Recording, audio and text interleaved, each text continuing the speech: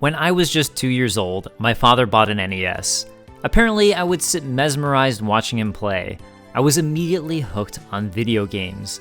And quickly, Mega Man became one of my absolute favorite series, with Mega Man 2 being the first game I ever beat at the age of 4.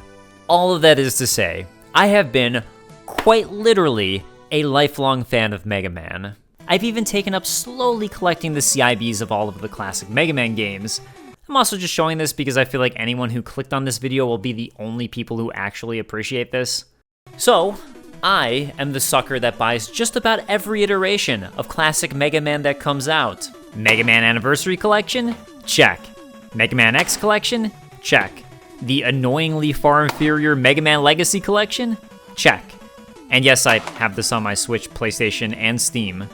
But the thing is, not every Mega Man is created equal. We all have our favorites, and for me, of the classic Mega Mans, it's always been Mega Mans 1 through 5, with 7 having a special place in my heart, and 2 and 3 in particular being my absolute standouts.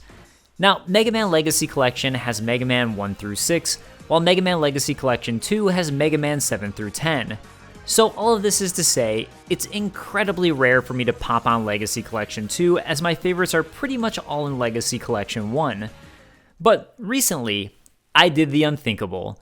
I popped in Legacy Collection 2, breezed through 7, and even played 8. Yes, 8.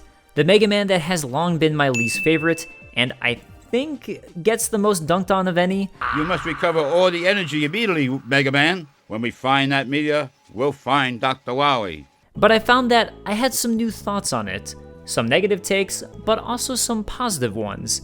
And thought, you know what? It would be fun to go through every single Mega Man and look at them each with a more critical eye.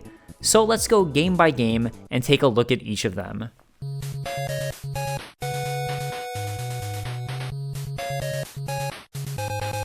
Mega Man 1 came about as the first-time creation of planner Akira Kitamura.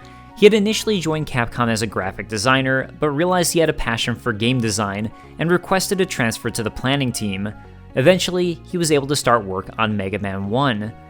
There's a pretty widespread misconception that Keiji Inafune was the creator of Mega Man, but this isn't the case, and I talk about it and the creation of Mega Man 1 pretty in-depth in my Who Made Mega Man video I made years ago. So I'm not going to go too much into the creation here. You can go watch that video for the story, as I want to focus more on game design here. The game was programmed by Nobuyuki Matsushima, and interestingly, Akira Kitamura initially wanted the game to be a shoot-'em-up game, or shmup, but Matsushima's code was somewhat slow as it had so many safety checks, which I'm guessing meant too many characters or sprites on the screen at once would cause massive slowdown. So instead, this limitation actually brought Akira Kitamura to come up with the idea for a game where there were less enemies on the screen, and the varied terrain would be a big part of what added to the interest and challenge of the stages. And real quick, I'm getting this info through a translation done by Shmuplations, and at one point the programmer is referred to as Matsushima and the rest Matsushita, so I'm honestly not sure which is correct. After developing the overall story, Mega Man was born. Booting up Mega Man 1, you're introduced to a plain and simple title screen, which was pretty common for the time. Past the title screen, we immediately come to one of the most significant features of Mega Man, and something that set it apart both at the time and today, that being a stage select feature.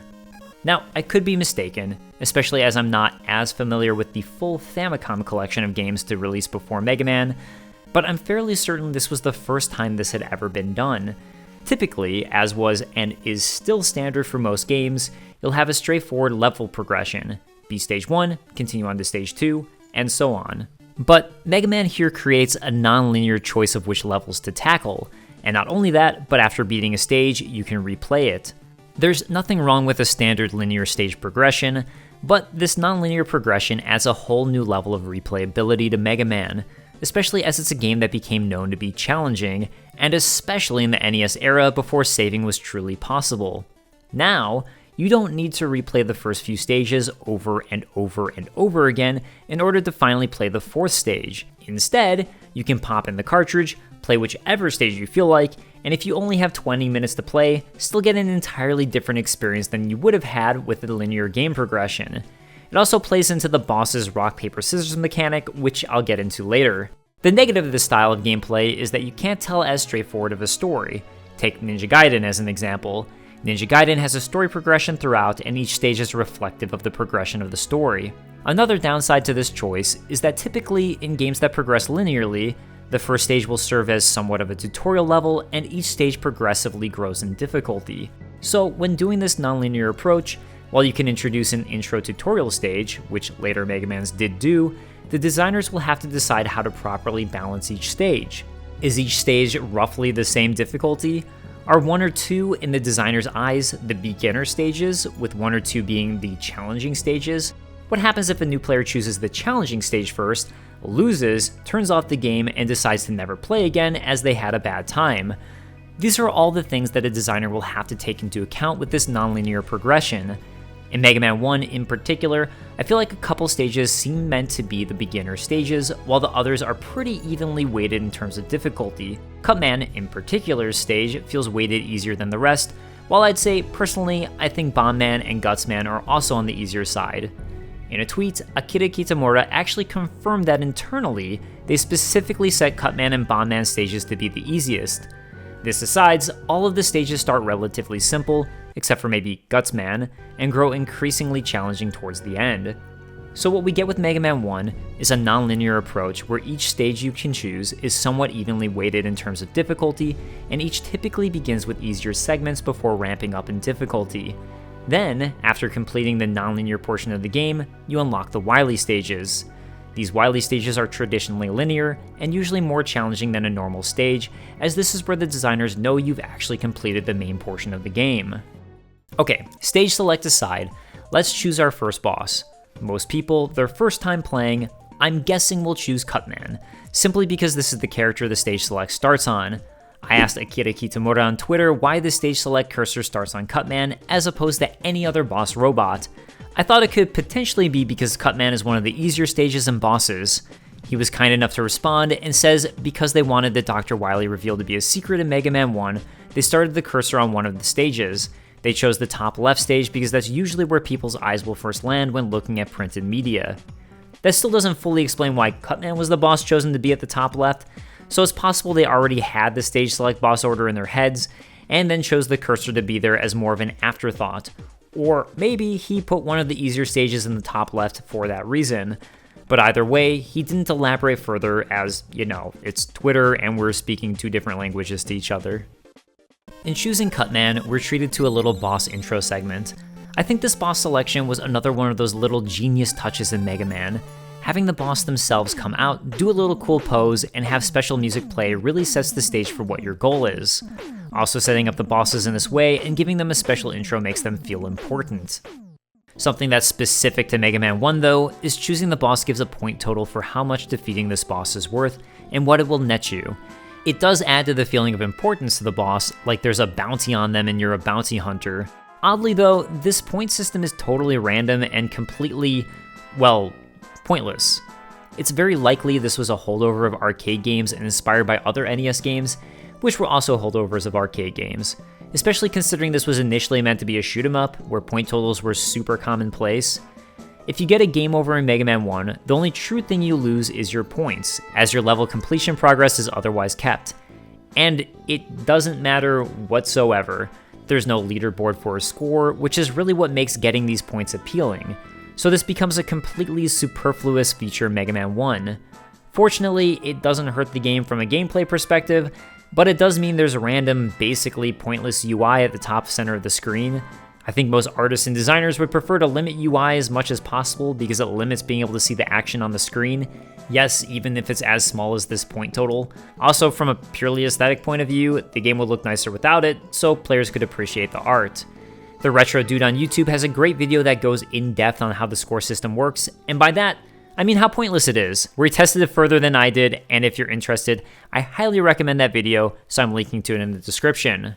It's worth noting the number of points you get for beating a boss is completely random, so once again, it just means the points don't mean anything.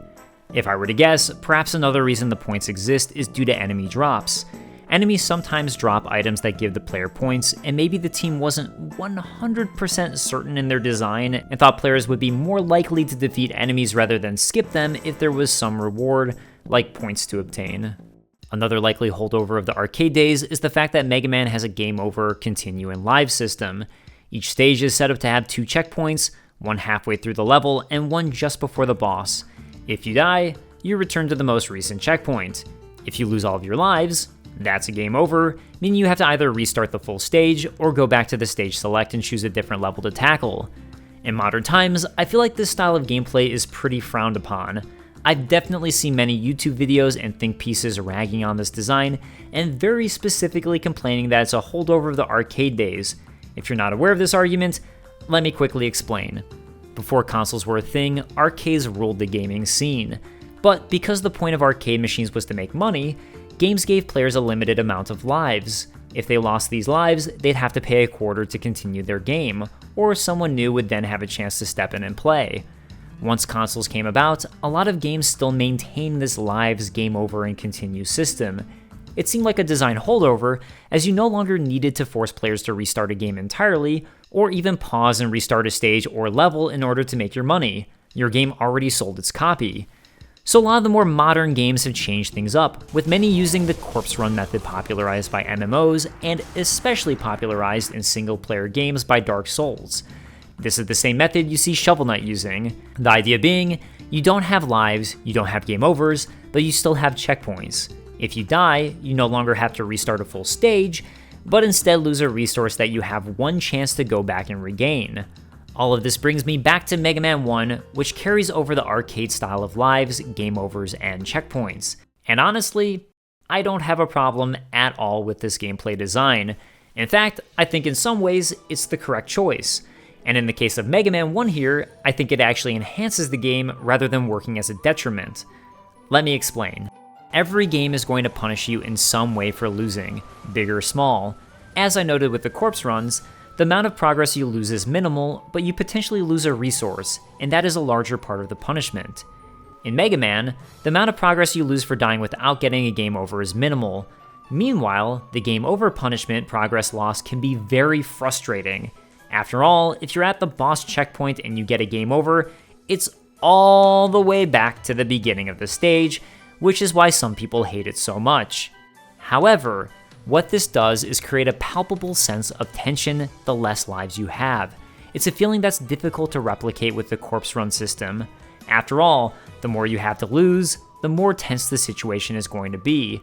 And as Mega Man is a pretty challenging game, especially the first one, it really adds to that tension.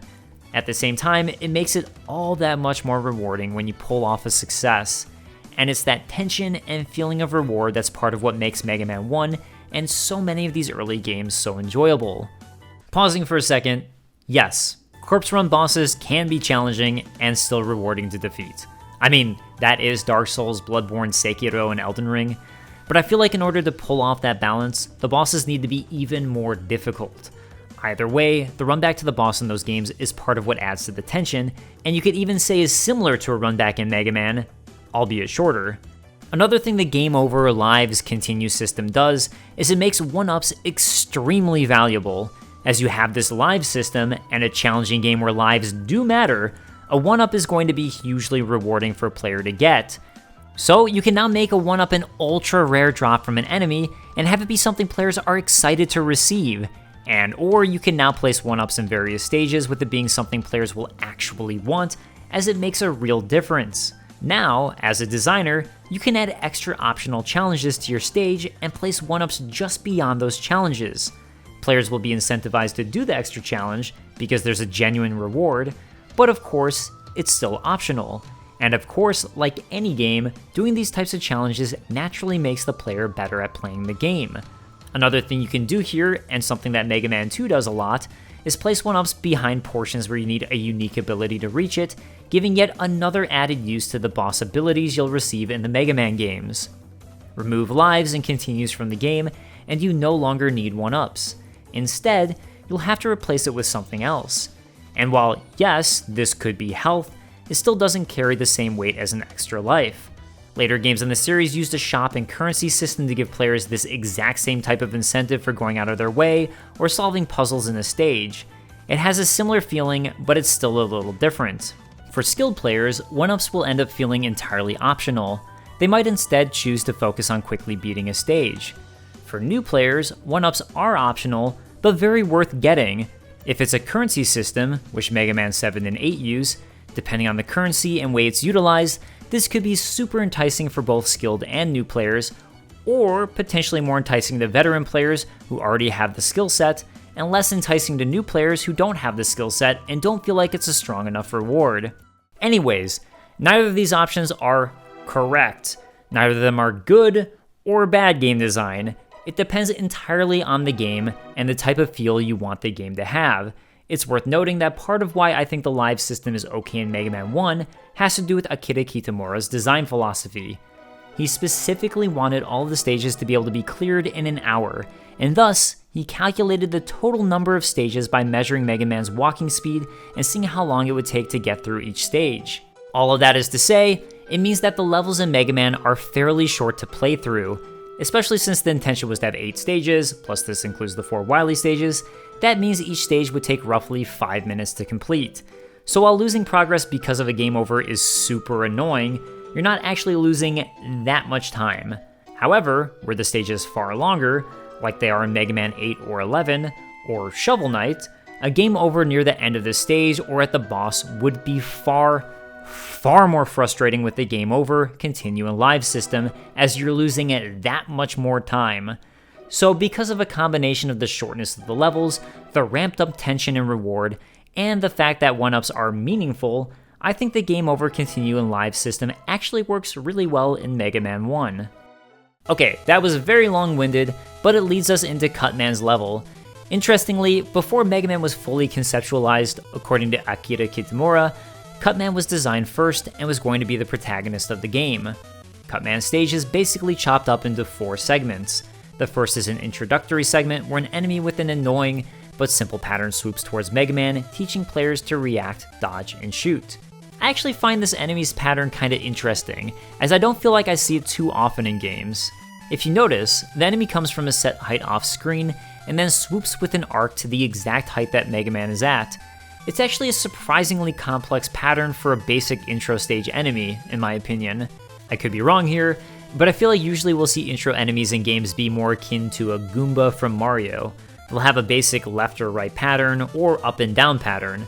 Adding an arc not only requires more programming know-how, as you have to factor in geometry, but from a player standpoint, it's far more complex to read and react to. It's still a simple enemy, just in replaying the game now, as I've now been working on programming and designing my own 2D platform game with a friend, I find these little details far more interesting. After the intro segment, we have a second segment which is, once again, only based on one single enemy. That being a little gun that defends, then shoots 4 bullets in a spread pattern. The third segment of the stage is pretty much identical to the second, however, instead of the obstacle being a turret that shoots you, it's now these sticky creatures that fly back and forth, becoming new obstacles unless you defeat them. In one sense, these enemies are easier, but they're also more time consuming if you do take them on. The final segment of the level is pretty different, with some enemies we see from other stages, and a drop back to the end of the stage. Something that I like here I hadn't thought too deeply about in the past is how similar in structure the second and third level segments are. While the enemy is different, the type of challenge in the level is very similar, so it helps bring the level together as a whole, and makes it feel like you're getting very specific challenges in Cutman Stage. It's something I think the team did a good job overall with in Mega Man 1. Every stage's obstacles and overall structure feel very unique to their individual stage, which helps each one stand out even beyond the art and music changes. When designing Mega Man 1, and especially Mega Man 2, Akira Kitamura stated that he thought deeply about why other NES games felt unfair or too hard. He thought part of it had to do with difficulty spikes in NES games. So in order to counter that feeling for Mega Man, he decided to try to make it so enemies came in sets, where the first was the easiest, then they progressively became harder encounters by factoring in terrain. However, he tried to make the final encounter once again easy to create a softer impression for players, as they wouldn't just finish on a hard note. So this is something I tried to pay attention to in playing this, but I feel like Cutman Stage more so is progressively more challenging without getting easier at the end. He does state in the same interview translated by Shmuplations that they only started to implement this partway through developing MM1, and it was Mega Man 2 that really received the treatment. Either way, this type of patterning is something that's worth watching out for in all Mega Man games. Something unique to Mega Man 1 is at the end of most stages, you'll know you're close because there's this suction cup jumping robot thing at the end that for whatever reason, as a kid, I always called a turkey robot. Don't ask me why, I guess the suction noise made me think of a turkey or something. I looked it up, by the way, and I guess it's called Big Eye. Conceptually, I think the robot is fine. It does some small hops and occasionally a big one you can run under. It is a health sponge, so it takes a lot of pellets to destroy, and if it hits ya, it's gonna hurt. Huh. However, where the robot fails is that it's not predictable when it's going to do its big leap attack.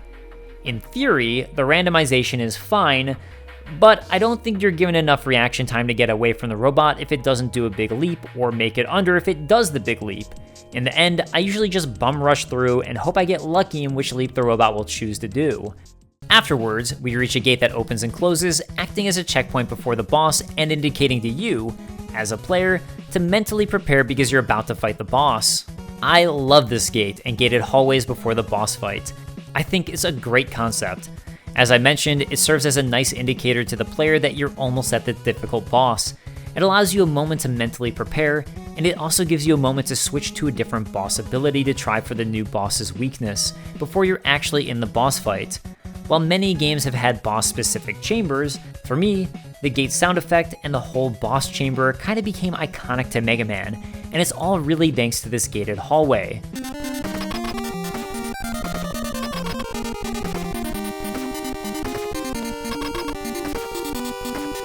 However, Mega Man 1 botched the landing here. What should be a nice tense moment before the boss fight, with you contemplating your options for how to beat the boss and nervously sweating because you don't want to lose your final life, this is the upcoming showdown, is sullied by the fact that Mega Man 1 litters these hallways with basic enemies. Some of them, like in Elec Man Stage with these sprinkler turret robots, aren't so bad, and hey, maybe you'll get health on the way.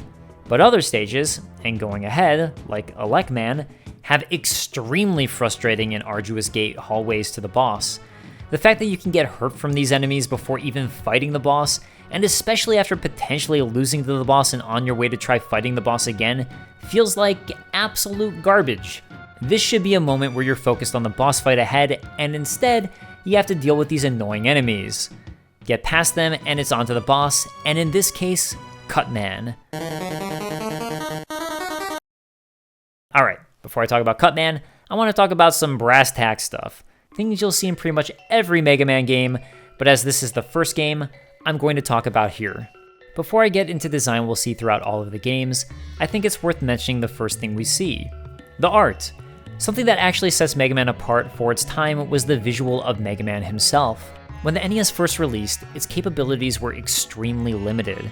However, smartly, Nintendo made it so, while they couldn't upgrade the hardware of the system you purchased, the chips used within NES cartridges could upgrade as technology improved, and the NES would be able to read this. But Mega Man 1 was made during the early days of the NES. This meant an especially limited memory, which was why the game only has 6 bosses instead of the initially planned 8. On top of that, sprites had an extremely limited color palette. That's why Simon Belmont looks the way he does in Castlevania 1, with a very small number of colors. However, part of what makes Mega Man pop is Mega Man actually uses more colors than the limited color palette allowed. This was because, thanks to the smart programming of Nobuyuki Matsushima, Mega Man is actually 2 sprites layered on top of each other, with Mega Man's face being a different sprite that uses a different color palette. While Mega Man's sprite was actually made before the involvement of Keiji Inafune, Keiji Inafune did become involved and work alongside others on the art, and the sprites of the bosses especially stand out, as does the Japanese box art, which looks fantastic. However, I do think it's worth saying that many of the backgrounds and stages themselves look pretty bland in Mega Man 1, to me. I find Elec Man Stage in particular to be pretty unappealing visually, and I don't fully understand what's going on here. I think the stage is saved by its music, which is an aspect I'll touch on a little later in the video. While there are a couple stages I still kinda enjoy the backgrounds and tile work for, in particular Gutsman and Bombman stages, as I like the Jetsonian style background for Bombman's level, I do think the backgrounds stand out as pretty lacking and sometimes, as is the case in Elec Man Stage, pretty much non-existent. However, I'm not sure how much of that was due to the limitations of the NES during the production of Mega Man 1. According to Akira Kitamura, it was Yasuaki Kishimoto who drew the backgrounds for both Mega Man 1 and Mega Man 2, and Mega Man 2 is far superior and, in contrast, in my opinion, has charming background and sprite work. So I'm going to give the team the benefit of the doubt here and assume this was due to the technical limitations, as I believe a superior chip was used for Mega Man 2, and the team took advantage of it to great results. Akira Kitamura does state in an interview that the copy robot boss in the Wily Stages of Mega Man 1 reuses Elec Man's programming routine because they ran out of RAM, so I think this backs up my assumptions here. And by the way, according to Akira Kitamura, the entire game of Mega Man 1 is 1 megabyte big, which is absolutely wild to think about. Let's move on and talk about the player control. Mega Man is a platform game that has been described regularly as having tight controls. But what does that really mean? During this era, if you press left, your character goes left. If you go right, they go right. So responsiveness in your controls is pretty simple during the NES and SNES era. But what does make things feel different are choices you can do within that. For example, some games opt to have players slide a little bit due to momentum after you let go of the direction you're holding. This is something Mario does, for example, especially after running. In Mega Man 1, Mega Man also has a slight momentum slide after moving. You can inch forwards without it, but after taking a step, he's going to slide. I could be wrong, but I feel like in testing, Mega Man 1 has a stronger slide, and this was toned down a bit in the sequels. From my testing around, granted I didn't put this in the computer, this is just from my feeling playing it, Mega Man 1 has a surprisingly strong slide considering how tight the controls of the game are remembered to be. Mega Man 2, it seems like this slide is toned down quite a bit, and then by Mega Man 3, the slide is completely gone, and Mega Man stops on a dime when you let go of movement. I think that's part of why Mega Man 1 isn't remembered as fondly to many, and is considered a little rough around the edges. At least for my part, I'm not a fan of this slide and deceleration at all, and I find it to be pretty annoying. I get it's unrealistic to stop on a dime, but it's also unrealistic to have any control at all in the middle of a jump, so I'm definitely glad this is something the team addressed moving forwards from MM1. Another thing to consider for why, at least in my opinion, the deceleration slide in Mega Man 1 doesn't feel good, whereas it works just fine in Mario and Sonic, is that Mega Man has no acceleration. Once you press left or right, he runs at a constant speed immediately. However, both Mario and Sonic have accelerations, so it feels much more natural that they would have a deceleration, and that deceleration would be based on how much speed the character has built up. Also, in the case of Mario, there's an additional run button, where the deceleration is, once again, determined by the built-up speed. The fact that this is also utilized to let Big Mario duck and slide is a huge perk to the acceleration-deceleration design, whereas Mega Man 1 doesn't have this. Another important aspect of platforming games is how the jump in particular is handled. For example, Castlevania opts for a more realistic approach where if you jump, you are stuck going whatever direction you choose to jump in. It automatically means players have to think more carefully about every jump as you're no longer in control after hitting that button. However, most platform games of the time opt to make it so when a player jumps, they can still freely move left and right in the air, giving players the ability to always react and adjust to platforms and enemies. It's another one of those things that makes it feel tight, even though there's nothing wrong with the Castlevania style, it's just another feeling and choice. Interestingly, another option was used in the case of Ninja Gaiden, where players can somewhat control their jump in midair, but going backwards mid-jump has far less speed than moving forwards. Finally, something vitally important is how the jump power is handled. Do you make it so if the player hits the jump button, they always jump at the exact same height no matter what? Or do you make it so holding the button determines the height of your jump? So a quick tap of the button will be a little bunny hop, then you can hold a little longer for a mid-jump and even longer for a full jump. The first of these choices, for some people, especially newer players to the genre, can make a platforming game more simple because you never have to worry about directly controlling your jump height. In replaying Mario, it seems you have control of your height, but have more leeway in the designers giving you more jump height even with a tap. This is also what Donkey Kong Country uses, in that the lowest height of the jump is pretty close to the peak jump height.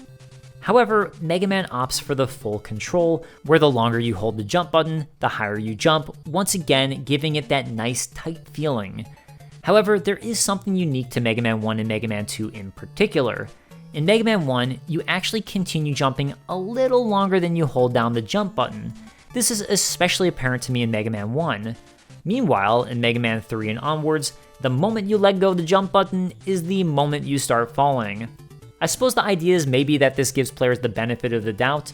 In most situations, especially when platforming, you'll probably want the full Mega Man jump, so this could be why the team decided to do this. I can also say that from watching people play my game and testing, it was interesting to see some people who play games far less frequently struggle a little bit with the idea of needing to hold the jump button down, so this could be something that helps these players out. The downside is, of course, less total control over Mega Man, and how you're dodging out of the way of bullets flying at you, this could very much hinder your ability to properly do so. For my part, I prefer total control over Mega Man, and therefore the feel of 3, but this is still something that's subjective. Yet another thing that we have to consider here is how much gravity affects your jump. Do you jump at the exact same power all the way to the top of your jump height, then have gravity quickly affect the player and force them back down a set gravitational speed? Or alternatively, does gravity affect the force of your jump as your jump continues, slowly pushing you down at a gradient until you reach the top? From testing for my game, I think having a gravity gradient to your jump is absolutely necessary, otherwise jumps will feel super weird if you just plow upwards at a consistent speed until you reach the height of your jump. But the actual arc of this gradient drastically changes the feel of the jump. This one is a little more difficult for me to tangibly describe, but I think Mega Man has a pretty steep arc to how gravity affects the power of Mega Man's jump. Either way, it feels right to me. And I imagine most players, hence the game's popularity. This little bit of physics and how the jump feels is absolutely integral to a platform game's overall game feel. So integral that I think this single factor can make or break a platform game, and is what will oftentimes make platform games feel cheap or wrong. Changing and using the correct animation or sprite for a jump and fall, as well as sound effect, are all a part of what contributes to the overall game feel of a good jump. But remember, Mega Man has no animation and a single sprite that consists of both his jump and fall, and it feels good, which shows just how important this little bit of physics is. Outside of movement, Mega Man has one single action in Mega Man 1, and that action is shooting. That's it, that's all you got. You can run, jump, and shoot. Notably, Akira Kitamura actually contemplated adding a duck button, but he decided this would overly complicate the game and took it out. And I have to say, I think this is part of the genius of the game. We'll talk about the mechanics that were slowly introduced in the series as I get to those games, and actually, I'm a huge fan of the slide mechanic, but there's definitely something to be said for how sometimes simple can be better. I don't think there's anything wrong with the game having combos to memorize, complex controls, or a giant moveset. But when you take a simple mechanic, like running and shooting, and explore it as far as you can go, for some people, that can be much more fulfilling and fun than a complex game that doesn't add as much reason for its entire moveset. And by some people, I mean me. I'm talking about myself. Of course, Mega Man does become more complex as you eventually unlock boss abilities, and these abilities become your extended moveset. But for the most part, most of the challenges are based around, can you dodge and avoid attacks, properly platform, and attack enemies with your basic shot. And as Mega Man 1 shows, there are so many ways to explore this mechanic. The simplicity of it is easy to understand. You'll always know your options for responding to a situation, and it can still be difficult to master. Memorizing and quickly responding to enemy and boss patterns can be a deeply rewarding feeling, and you'll be training your reflexes and memory as you do so. Obviously, Mega Man X has a more complex moveset, and it was incredibly popular, even becoming some fans' favorite game in the long-running series. But it's still fairly simple, and I think the extreme simplicity of the original Mega Man games is part of its charm. It's part of what makes these games stand the test of time. It's like Mario. While modern Mario games add more complexity, in my opinion, the original Mario games will always be timeless and fun classics, especially Mario 3 and Mario World. While there is some further complexity, for the most part, Mario 3 is pretty much a game about avoiding enemies and jumping. The game explored these mechanics so masterfully that any player in the 80s up until modern times can still pick it up and have a blast. And that's exactly how I feel about Mega Man. Next up, we get another basic but key feature, and that's how getting hit is handled. When Mega Man gets hit by an enemy, he enters a get hit state. I won't bore you with the details of state machines and how various players and enemy states are oftentimes handled in video games, but the long and short of it is, Every action you can do as a player or enemy has a specific state that always functions a certain way. A jump state will always do the same thing, a fall state will always do the same thing, and players will usually have a get hit state. In the case of Mega Man, anytime he enters this state, he's knocked backwards from the direction of the attack or has a certain amount of knockback, and he also flashes indicating he now has temporary invincibility and can't be hurt again, until these frames wear off. These invincibility frames, usually referred to as iFrames, are an absolutely key feature that helps Mega Man 1 feel fair. While the knockback is an extra level of punishment on top of being damaged, as it can push you into an obstacle like an instant-death spike, the iFrames prevent enemies and bosses from just absolutely walloping on Mega Man and instantly killing him on their own. The knockback is also an interesting little bit, as it both adds a feeling of weight to enemies and players who have it, but also naturally makes them feel a little weaker. The more they're knocked back, the more fragile they feel. I love this push and pull, and I think the knockback was a pretty essential element to making Mega Man feel as difficult as it does. There are plenty of instant-death obstacles in Mega Man, from spikes to pits, and the fact that enemies can knock you back into them by hitting you helps create an added level of tension and difficulty. It means that enemies aren't just dangerous because they can hurt you, but also because they can knock you back, and now it adds an extra level of desperation to players wanting to defeat enemies if they're on challenging stage segments, or platform in unique and interesting ways as they both try to handle the stage and enemies at the same time. I do think Mega Man 1 botched the iframes a little bit, which, similar to the gateway before the boss, is corrected in future titles. In Mega Man 1, while the iframes are a great thought and feature, you can still be instantly killed by spikes, even if you're in the iframe state. Nothing wrong with this, but I do like that future games change it up so that iframes make you invincible to all obstacles, even spikes. Although you can still fall off the side of a ledge and die or be crushed to death by something. Either way, it's really just that it makes the iframe feel consistent. If you're invincible to everything except for one single level feature, aka spikes, it creates a little bit of inconsistency. By making spikes something that iframes do keep you invincible from, it actually allows more playroom for designers. In Mega Man 1, spike and instant-death pits are, for all intents and purposes, the exact same thing. They're just visually distinct. But if iframes after getting hurt keep you safe from spikes, now you have two completely different obstacles. One that you have a slight level of safety on, so it's scary but not quite as scary, and one that's an instant-death no matter what. And that little bit of variation is a nice touch in future installments. Another thing developers have to heavily weigh is how many attacks the player can perform and how quickly they can do so, and how often can the player hit an enemy. If you could just rapid fire Mega Man's Mega Buster as an example, and no enemies had shields, it would pretty well trivialize the challenge. Notably, you can't have more pellets than 3 on the screen at once for Mega Man's Mega Buster, but as soon as one leaves the screen or hits an enemy, you're allowed to shoot another one. This somewhat mitigates being able to just blast the entire screen with pellets from a distance as you shoot up and down, but really, I think it makes a pretty minor difference, especially when you can rapidly shoot if you're hitting an enemy. I think this was more of a way to save on memory on the NES than to prevent players from shooting as many bullets as they please, to make sure there weren't too many things flying on the screen all at once, which would certainly cause slowdown. To mitigate players blasting away all enemies with no challenge, and to help stop players from just mashing the shoot button constantly, many of Mega Man 1's enemies have shields. This way, players still have to deal with the obstacle in front of them because they don't have the choice to instantly kill them. Another choice the developers made was that enemies in Mega Man 1 don't have any iframes. So if you're able to get close to an enemy in rapid fire, you'll still get an advantage for being good. The enemies also don't have any form of knockback when they're hit, once again making them obstacles in your way. I like this a lot, actually. Not necessarily the knockback part, but specifically enemies not having iframes and having more creative ways of preventing Mega Man from just obliterating them. It's definitely a design dilemma I've been running into on occasion with the game I'm working on, because we don't want the enemies to have iframes, and we're trying to ensure players can't just rapidly destroy everything. Importantly, bosses do have iframes, just like Mega Man. This makes it so bosses very specifically can't become trivialized by players mashing the attack button. It also seems a little more necessary for the bosses in Mega Man 1, as the developers opted not to give them any form of a shield.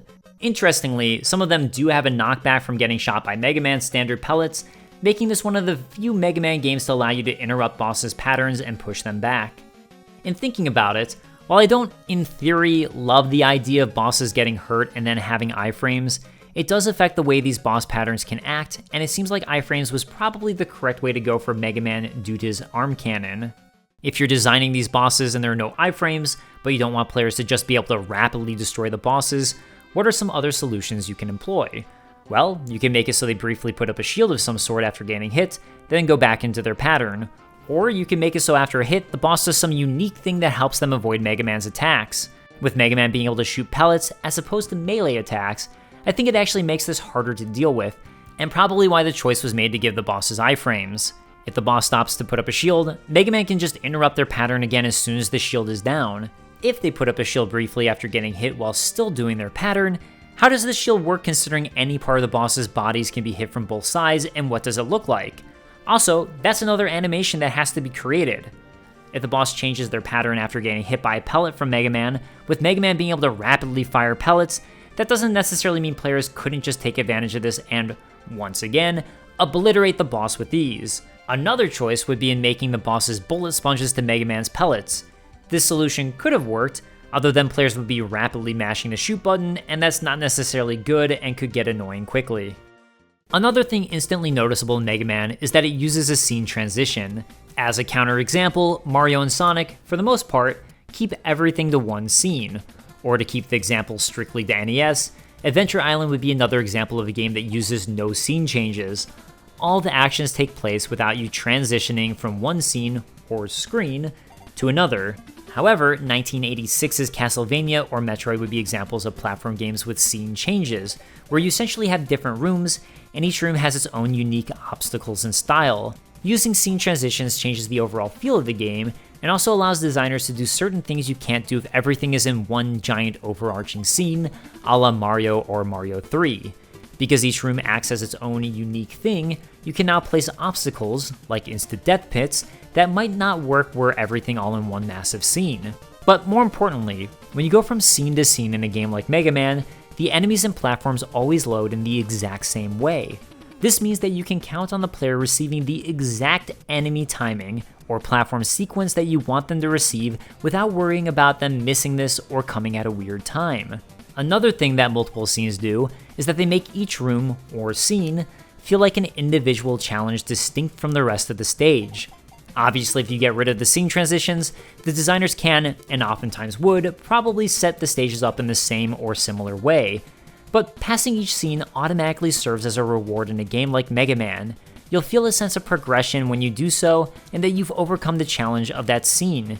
It automatically feels bigger than accomplishing the same thing without a scene transition. On the downside, it can make the stage feel a little more disconnected, and you can't have enemies from further scenes coming into earlier scenes, if that's what you want. You also can't do the vice versa here. Now, when I think about Mega Man 1, I actually don't know if these scene transitions were by choice or out of necessity given the limitations of the NES. After all, the game was initially envisioned as a shoot 'em up, which don't use scene transitions, and the whole reason it was changed was because the programming by Nobuyuki Matsushima made the game run slower. Not because it was programmed poorly, but because there were so many programming safety checks in place and due to the way the programming for hit detection worked. So they couldn't put as many enemies on screen at once, or I'm assuming it would cause massive slowdown. So when you have a series of scenes in, for example, Elec Man Stage, where you're transitioning from one scene with a large number of enemies serving as the obstacles, to another scene with, once again, a large number of enemies serving as obstacles, it's very possible this scene transition was put in part to stop any potential slowdown from happening.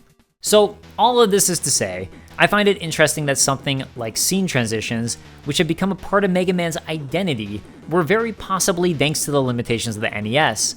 Neither choice is a wrong choice. Mario, Sonic, and Rayman are excellent platform games, but these scene-based challenges certainly are a big part of that flavor that makes Mega Man what it is. Another thing you might notice is that outside of boss gates, scene transitions only happen vertically.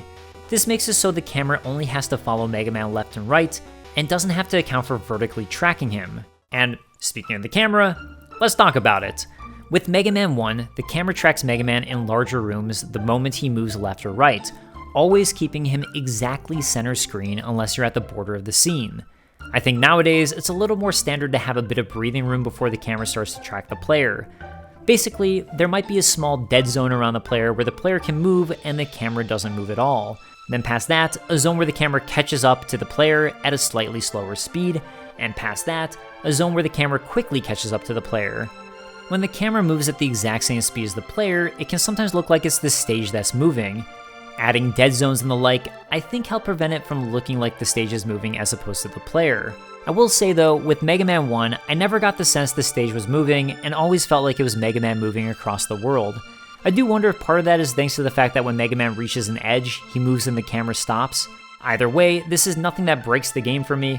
It's something I actually never noticed until replaying the game now and found it pretty interesting to realize. Another thing Mega Man decided to include was enemy drops. This isn't unique to Mega Man. After all, 1986's Metroid and The Legend of Zelda both have enemies dropping items, but it does help give the game a different feel to Mario or Castlevania. Enemies can drop one of 4 things in Mega Man 1.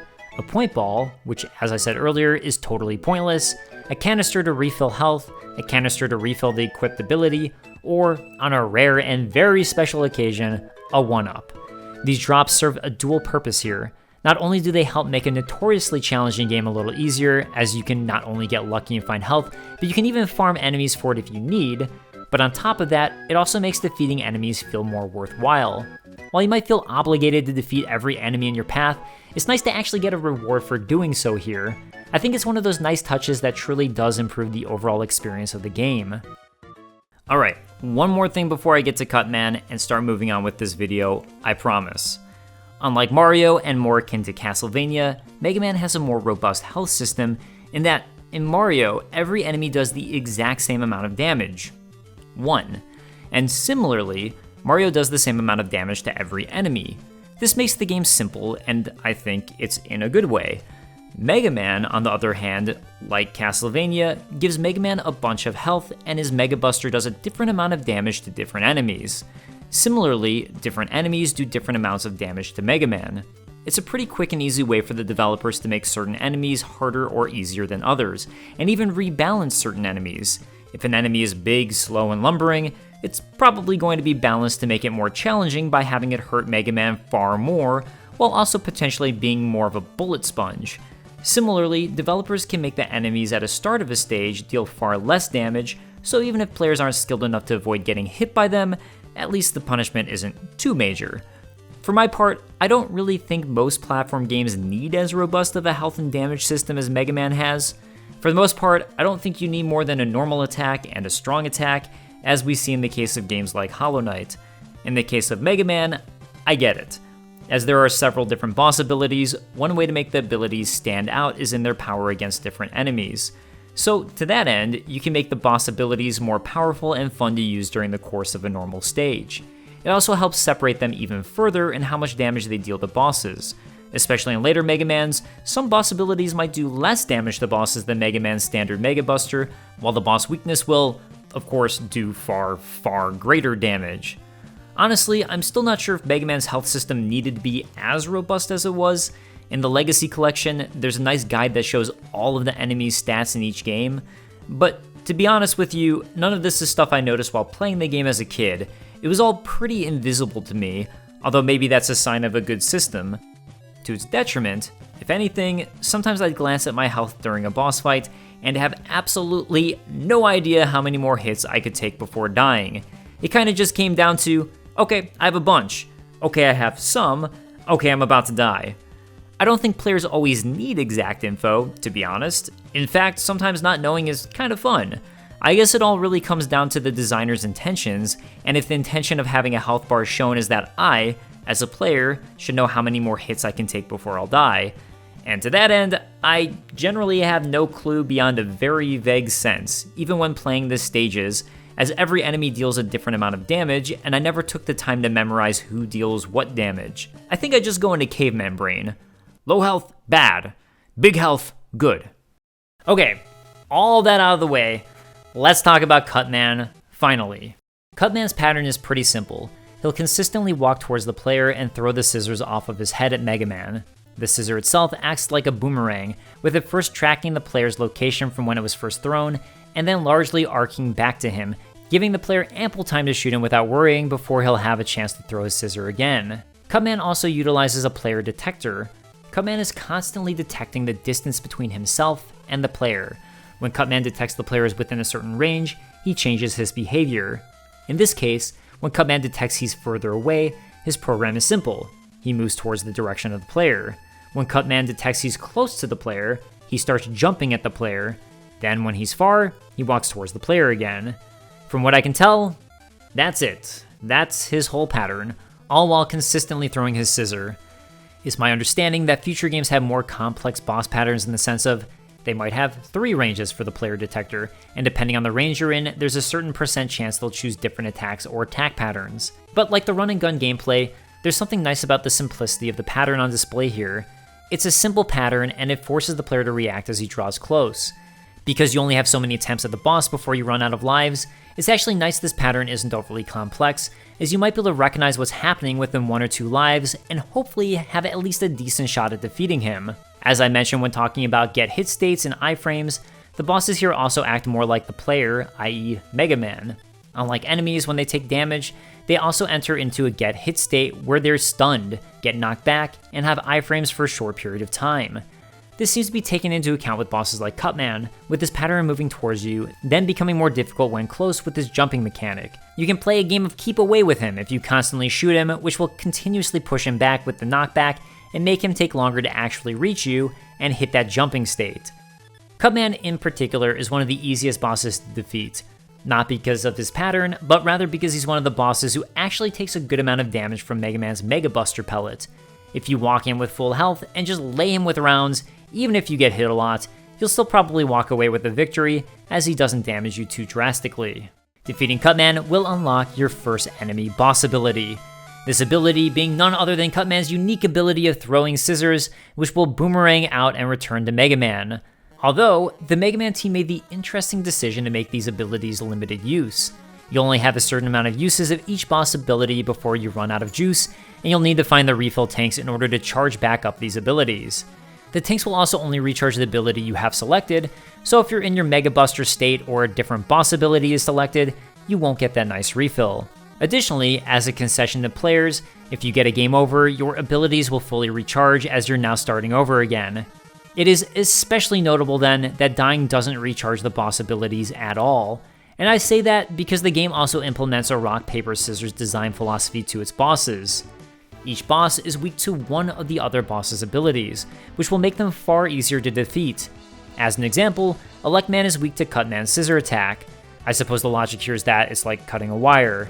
On the other hand, Cutman is weak to Gutsman's rock attack, and hence we see some Gutsman's boulders in the Cutman boss room. This one is probably logically because in rock, paper, scissors, rock beats scissors. This mechanic is another one of those game changers that absolutely set Mega Man apart from other games from the time. Defeating bosses isn't only exciting because you've progressed further in the game, but now you've obtained an ability that can both help you progress through a stage potentially, and importantly, help you defeat future bosses. There is a catch to this mechanic. When you're playing these games for the first time, you're basically playing a guessing game for who the boss will be weak to. In Mega Man 1, it does make some sense. At least, I think it does, and I know they tried to choose the bosses so these things would make sense. Here's how my logic works with it. Gutsman is weak to Bomb Man because bombs would explode rocks and TNT is used to blow up rocks in mining. Cutman is weak to Gutsman because rock beats scissor. Elec Man is weak to Cutman because scissors cut wires. Iceman is weak to Elec Man, I guess because water conducts electricity? I think Fireman would have made more logical sense here as fire melts ice, but whatever. Fireman is weak to Iceman because water douses a fire. Bomb Man is weak to Fireman because fire is used to set off a bomb. If you guess wrong and you are struggling with the levels in these bosses, you can feel like you completely wasted your time playing the level only to get to the wrong boss. Yes, you still have the opportunity to defeat the boss with your Mega Buster, but I suspect some players will still be annoyed reaching the finale of the stage and not having the correct tool, especially because some of the bosses are especially difficult without their corresponding weakness. I'm looking at you, Iceman and Elec Man. That also brings me back around to the interesting choice to not have boss abilities refill if you die. It makes them feel like more of a precious resource you'll want to save, especially if you plan on using them for the boss of a stage. It can also make fighting the bosses with their weaknesses really intense. You might feel like you only have one shot at beating the boss with their weakness, otherwise, you won't have enough uses of your ability left if you lose. So I guess, again, for some players, if they lose to the boss using the boss's weakness, even if they have lives left and attempts to defeat the boss left, it could feel like a big waste of time. After all, if they don't think they can defeat the boss without the boss's weakness, and they're out of juice, it's just sort of plowing forward to die and then need to replay the stage all over again just so they have that ability back. All of what this did, for me as a kid, was make it so I never used the boss's abilities at all in stages. I saved them only for use if I was fighting a boss, or absolutely necessary to progress in a stage, like the later Wily Stages, where you have to use certain boss abilities to proceed. Part of the fun of Mega Man for some, I'm sure, is using the boss's abilities in the stages in fun and different ways, and I do think some of the games were absolutely designed with this in mind. But I'm going to admit right now my shortcomings in creating this video. I have absolutely no idea how balanced or how much fun these abilities are to use in the stages, and honestly, it's just not my preferred way to play the game. I'm not big on using a diminishing resource in general for progression, I suppose. And I have seen retrospectives of the Mega Man series that really go in depth and rate the boss abilities in each game, so if that's the sort of design review you're looking for, I definitely recommend watching some of those videos. I tried doing a quick YouTube search to find the particular one I'm thinking of that I know went super in depth on boss abilities and that played a huge factor in how this particular person ranked each game, but I can't seem to find it again. So if anyone in the comments knows, I'll definitely add it in the description under the point system video and thank the first commenter I see with it. Okay, so what all of this did for me growing up was eventually turn me into a Mega Buster only player. Unless I absolutely needed it for a boss, I grew proud of trying to defeat every boss without needing their weakness and finish every stage without ever using a single ability. So that does bring me to the positive side of this design. For players who want it, or new players, this option makes it far easier to progress through the game, but it adds an added layer of challenge and replayability for those very same players. You can choose to try and start with a different boss's ability as your starting one when you reboot up the game and change up the order you play the game's stages. Defeating that different boss alone without using their weakness is now a unique challenge, especially as some bosses are definitely easier and harder than others. You can strive for a Mega Buster only playthrough, like I do, and have a reason to replay the exact same game and exact same levels, all while improving your overall skills along the way. So that's to say, like most design features, there are pros and cons, but I think in this case, most people would probably weigh the pros above the cons here for Mega Man. It is worth thinking about the choice to need to recharge boss ability ammo and how this affected the game. If you didn't need to refill ammo, I suspect more players would willingly use the boss abilities all throughout the levels. You also wouldn't run into that conundrum of dying to a boss and then no longer having your ability. On the flip side, unless every single boss ability is balanced just right, you could be giving players tools that are far more powerful than you want that kind of break your challenges. After all, this is a game built on collective small challenges, and if you have an ability that, say, affects the whole screen, or damages all enemies on the screen, then you're also giving the player an ability to break your intended design with no limit. There are also abilities like homing attacks that would break the idea of needing to aim and hit the enemy where you intended. Now, you'd have to balance the game and enemies for any possibility of 7 different weapons in Mega Man 1 and 9 different weapons in future Mega Man games, which can be quite the Herculean task. One way to balance could be not making the abilities stand out. Abilities like Flashman's ability to completely freeze everything on the screen would now have to be given some small timer that only briefly does it and have a cooldown. A homing missile could do the same amount of damage, or maybe less, or have a slower projectile speed.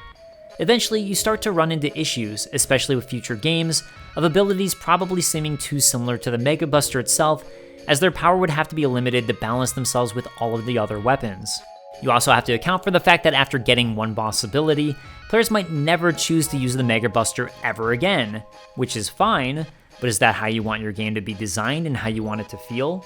On the other hand, with the way boss abilities are designed in Mega Man with limited uses, now you can make these boss abilities as powerful as you want without worrying too much about balancing.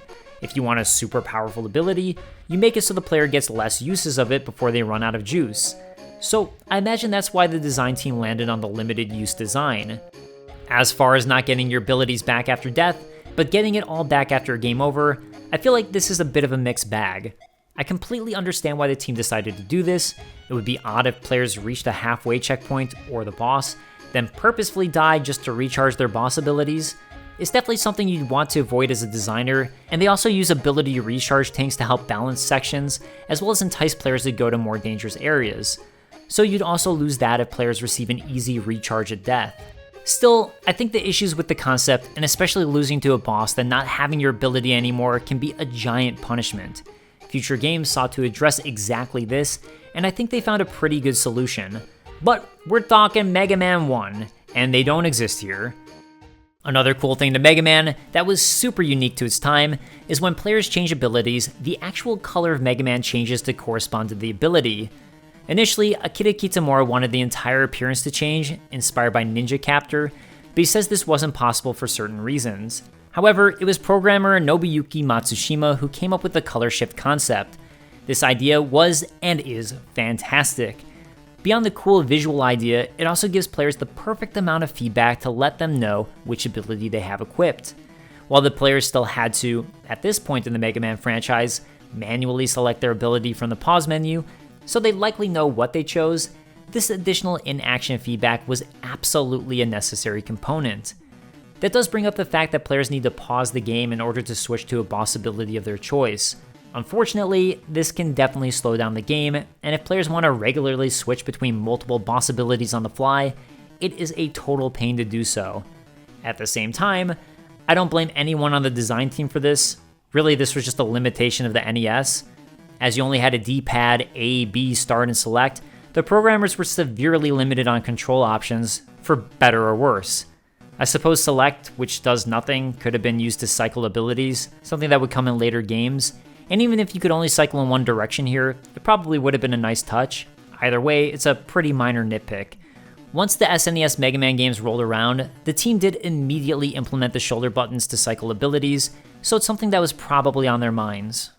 That was a lot of talk about design throughout all of the games, but it's our first stage of any Mega Man game, and it sets the foundation for all future stages, and all future games. Another thing I didn't mention that set the foundation for all future games was the absolutely fantastic music by Manami Matsumae.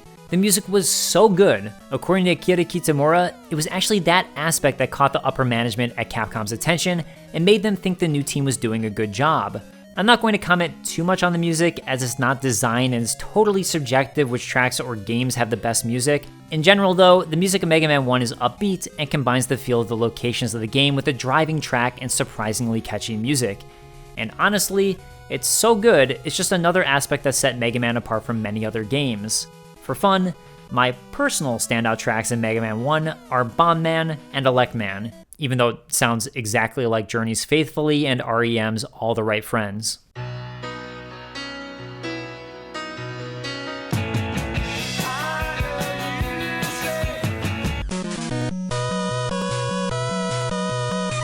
Speaking of Elec Man, we got his weakness, so let's go ahead and choose him next. One thing I really like about the design of Elec Man's level is how clearly the team decided to change it up and specifically create a level to be vertical. While there are a couple of short horizontal sections, the rest of the level is purely climbing. What that also means is enemies had to be designed with this idea in mind. So here we have these enemies who zap a laser at Mega Man as he's climbing a ladder, with a small window where Mega Man can get inside.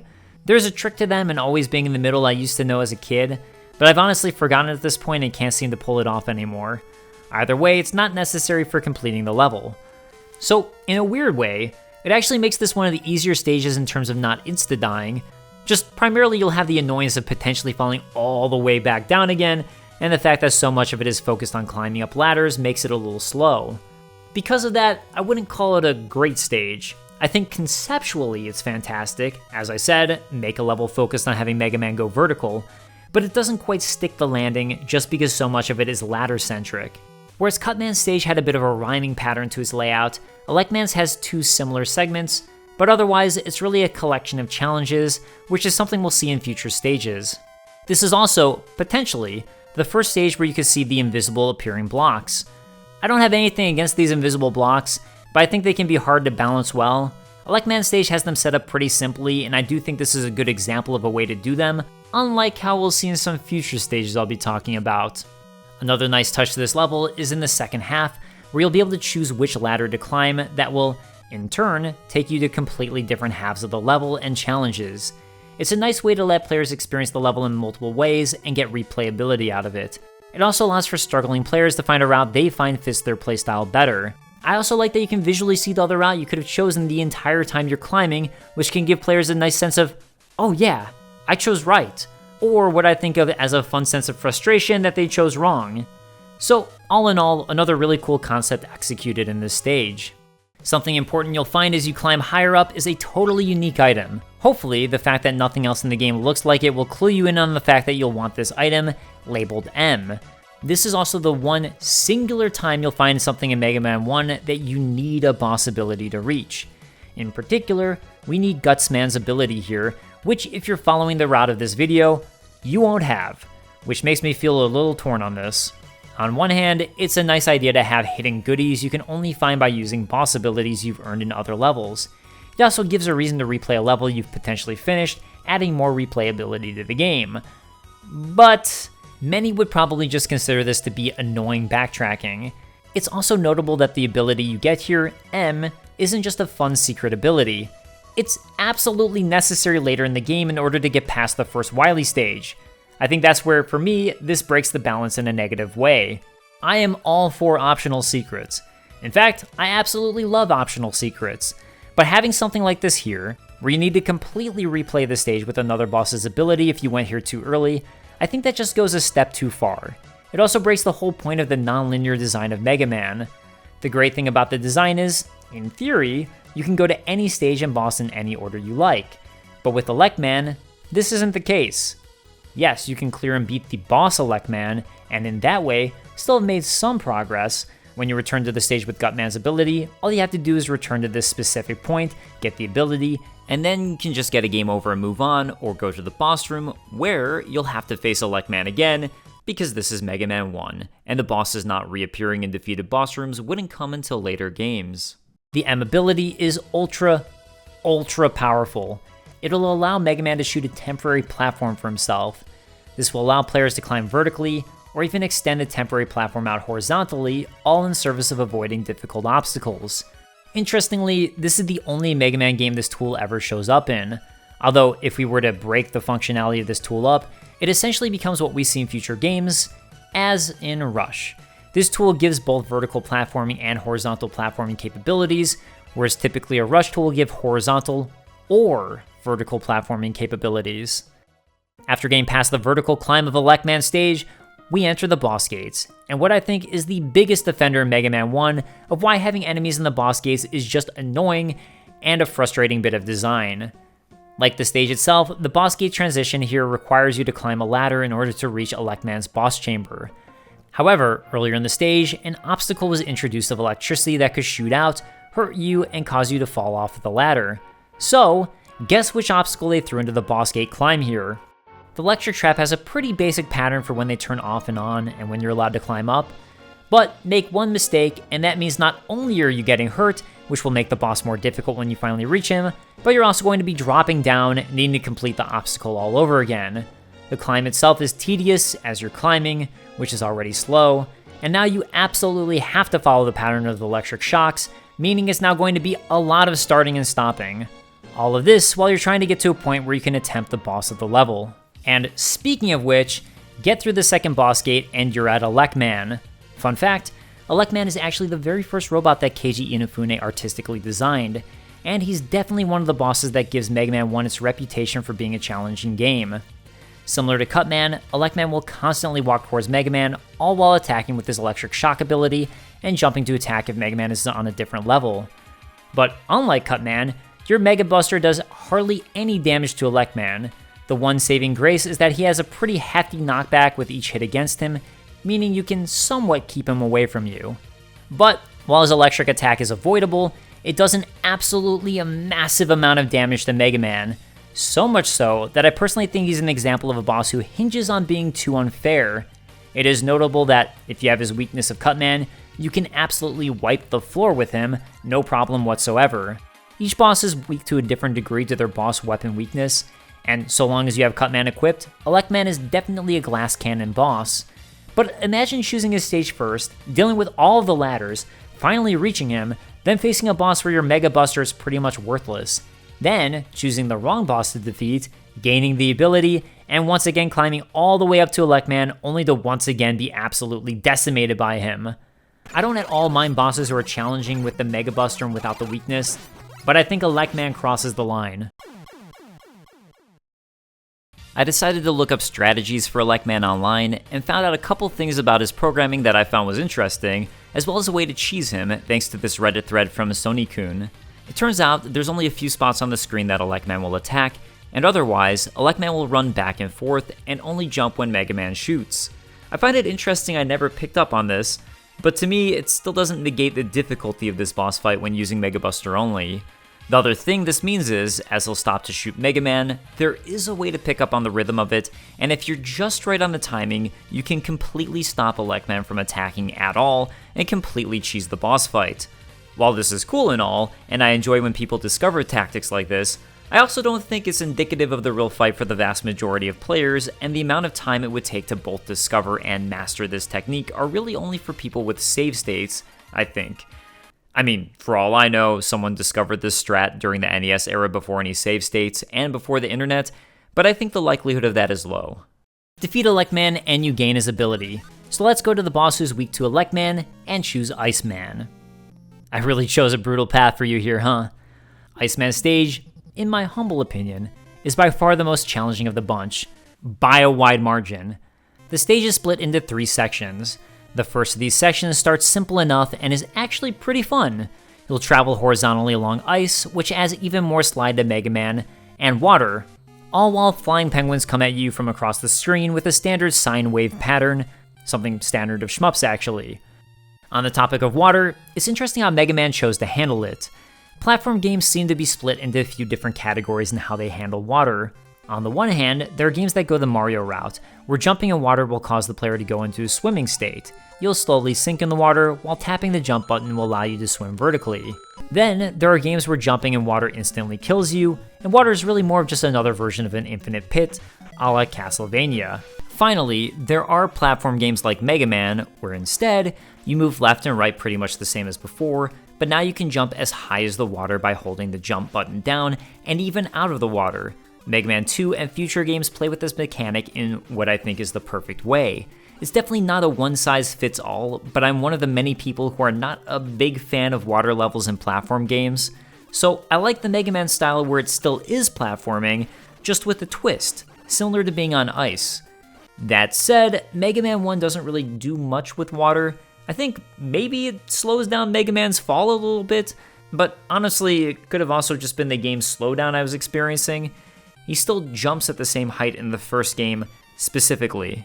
So it's really just window dressing in Mega Man 1 more than anything else. The second section is a return of the invisible blocks, and this time, a pretty annoying one in my opinion. Our first invisible block portion is set with one of the slidey enemy traps on the ground. So while you're waiting for the invisible blocks to appear, you'll have to repeatedly jump over this little enemy. Then, the invisible blocks themselves require close to pixel perfect jumping, or at least they would seem to until you realize the trick to this particular portion. It's this near pixel perfect jumping combined with the enemy at the bottom that makes this section so annoying. Mess up your jump, and there is a very good chance you're going to get hit and take damage, and then it's back to jumping over this enemy over and over again, and hoping the timing of that doesn't mess you up with getting back on the first invisible block in the pattern.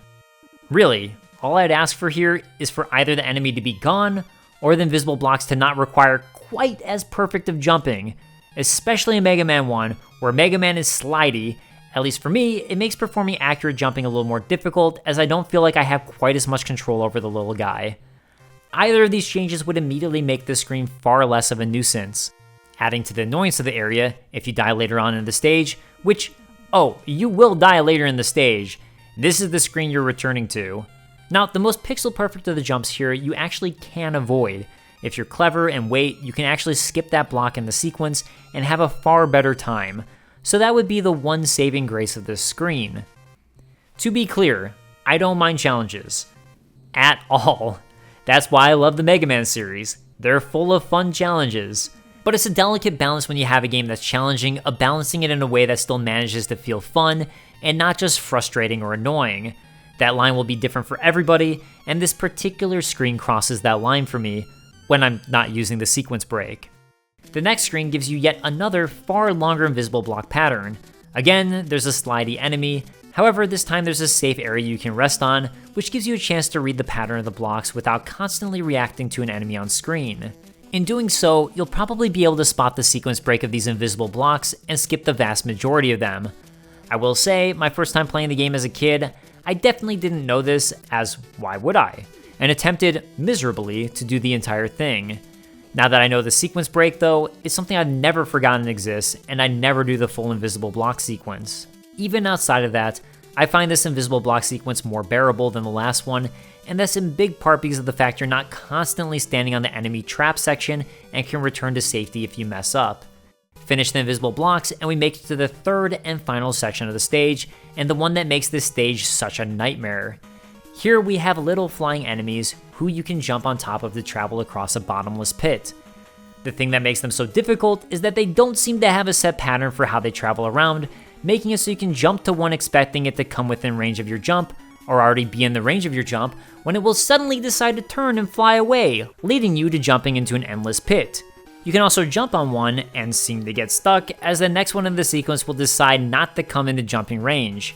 Even worse, these guys shoot out of both sides, meaning there's a chance you'll have to jump up to avoid their hits, all while navigating staying on your moving platform. Getting hit could very likely mean that, with Mega Man's knockback, you're going to be getting knocked back right off of your ride and into an endless pit. Or, if you're especially unlucky, the one you jump off of could decide to shoot as you jump off, hitting you in midair, ruining your jump, and again sending you to your instant death. Finally, their platform detection seems a little off to me. I feel like I've had multiple instances where it absolutely felt like I jumped and should have landed on one, only for Mega Man to fall right through, and again to his instant death. Which means, if you have lives, you are going all the way back to the invisible block segment, which, as I described, is frustrating in and of itself. Plus, it's slow as you have to wait around for the blocks, giving yet another layer of annoyance to this segment. If the platform detection was a little more forgiving, this segment wouldn't have been as brutal, and that in and of itself, in my opinion, would have drastically improved this segment. But really, I think the added shooting of these enemies was a step too far. It's already difficult dealing with these enemies, as you're jumping onto small moving platforms that don't seem to have a set pattern. The shooting turns this portion from an enjoyable challenge to a frustrating one that sometimes feels more luck-based than skill. Or alternatively, if they wanted these enemies to shoot, then the players needed more leeway on the platforming portion of this challenge. The segment itself is also pretty long, consisting of not one, but two bottomless pits, so if you manage to scrape by the first part, you're not even finished yet. Oh, and the second bottomless pit section reintroduces those sine wave penguins, meaning you have yet another obstacle in your way, who, of course, can knock you back into the bottomless pit. I'm gonna be honest, it's not great. I wouldn't be surprised if this is the section that gave Mega Man 1 its reputation for being brutally difficult. So those are the three sections of Elec Man Stage, and in my opinion, while I enjoy the music and the iced over palm tree background, this is the worst stage in terms of actual game design.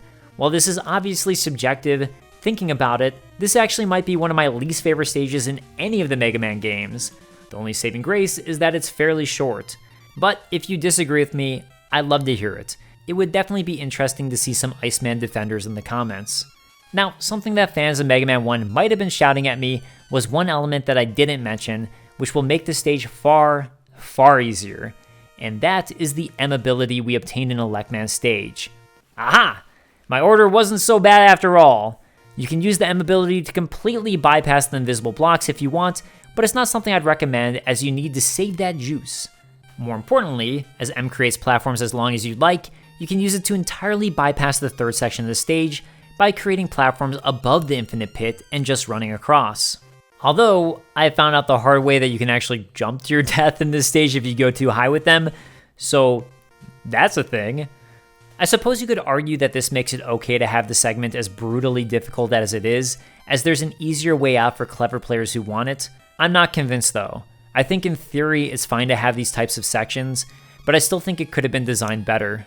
Get through Elec Man Stage, and it's on to another extremely challenging boss fight. If you have Elec Man's power, Iceman is a cakewalk, so there's that. But if you do manage to make it through Elec Man Stage without the M and without Elec Man's ability, you are in for a brutal surprise.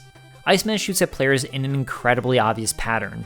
So long as you stay against the wall and shoot him, all you have to focus on is avoiding his attack, and you should be set.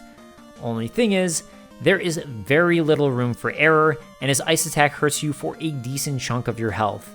I will say, I personally enjoy this challenge more than Elec Man's, and actually find him to be a fair fight with Mega Buster only, just a very challenging one, and it can be devastating to lose him after making it through his stage. But I suppose on the flip side, as is the case with the Lives Game Over system, it all makes this fight incredibly intense, so it's extremely rewarding if you are able to pull it off, as you've conquered what is definitely the hardest stage and one of the hardest bosses. After Iceman, we move on to his weakness and the polar opposite type of level in Fireman. Fireman Stage is, like Iceman, laid out as a sequence of types of challenges. We start with a basic enemy in what I'm calling the sprinklers. After dealing with them, you're introduced to a number of traps that are really the heart of this level.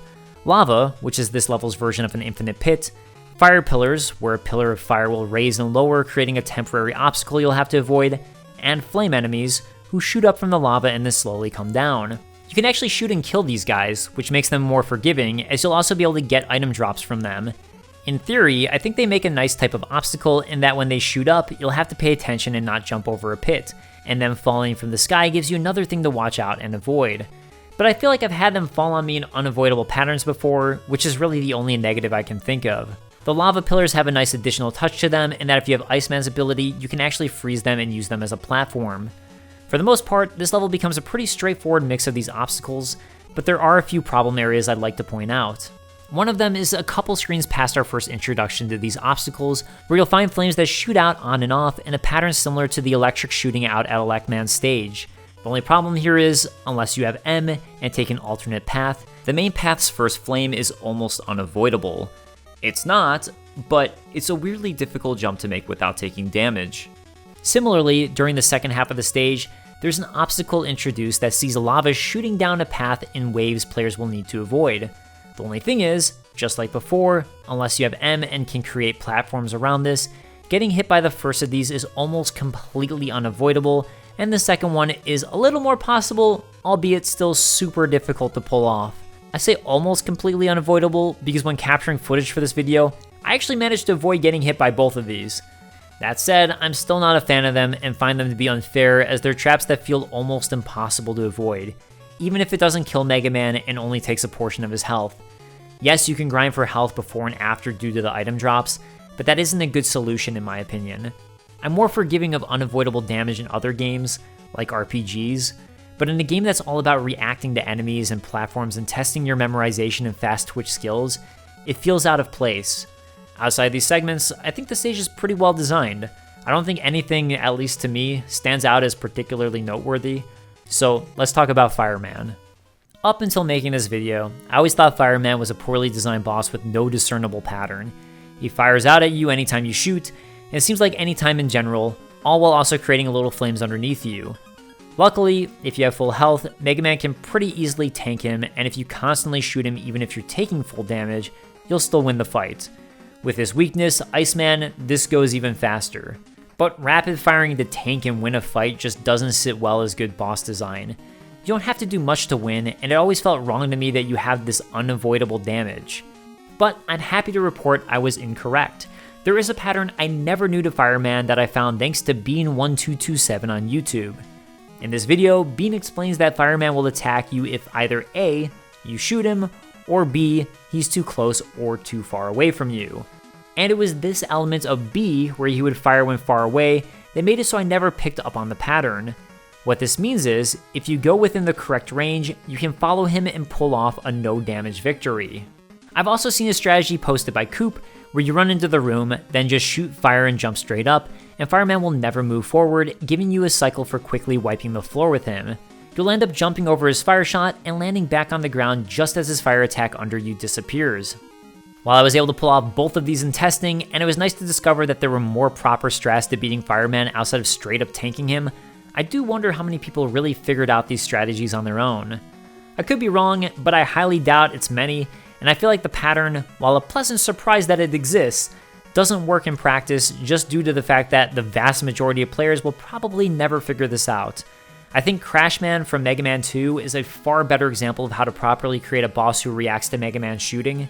It's a great concept, I think, to have a boss specifically respond to an attack, but yeah, I just don't think it works here. Okay, with Fireman defeated, let's light a fuse and head to Bomb Man. Bomb Man is another one of my favorite stages from Mega Man 1, both in its music and the overall design of the stage. Like Cut Man, Bomb Man Stage has a rhyming pattern to it with an A-B-A-C cadence. The introduction to the stage begins with some of the most simple enemies in the game, which makes sense considering this, along with Cut Man, were supposed to be the two easiest stages. Afterwards, you'll find a series of pits with exploding obstacles coming out of it.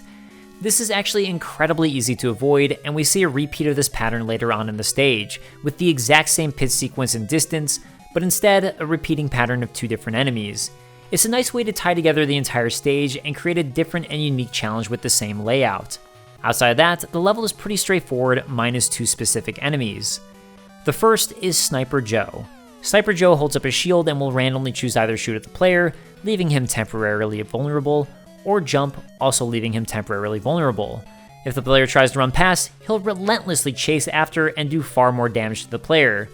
The thing is, unless there's some trick to him I don't know, he's a pretty slow enemy to fight and deal with, and therefore, at least to me, becomes a little annoying.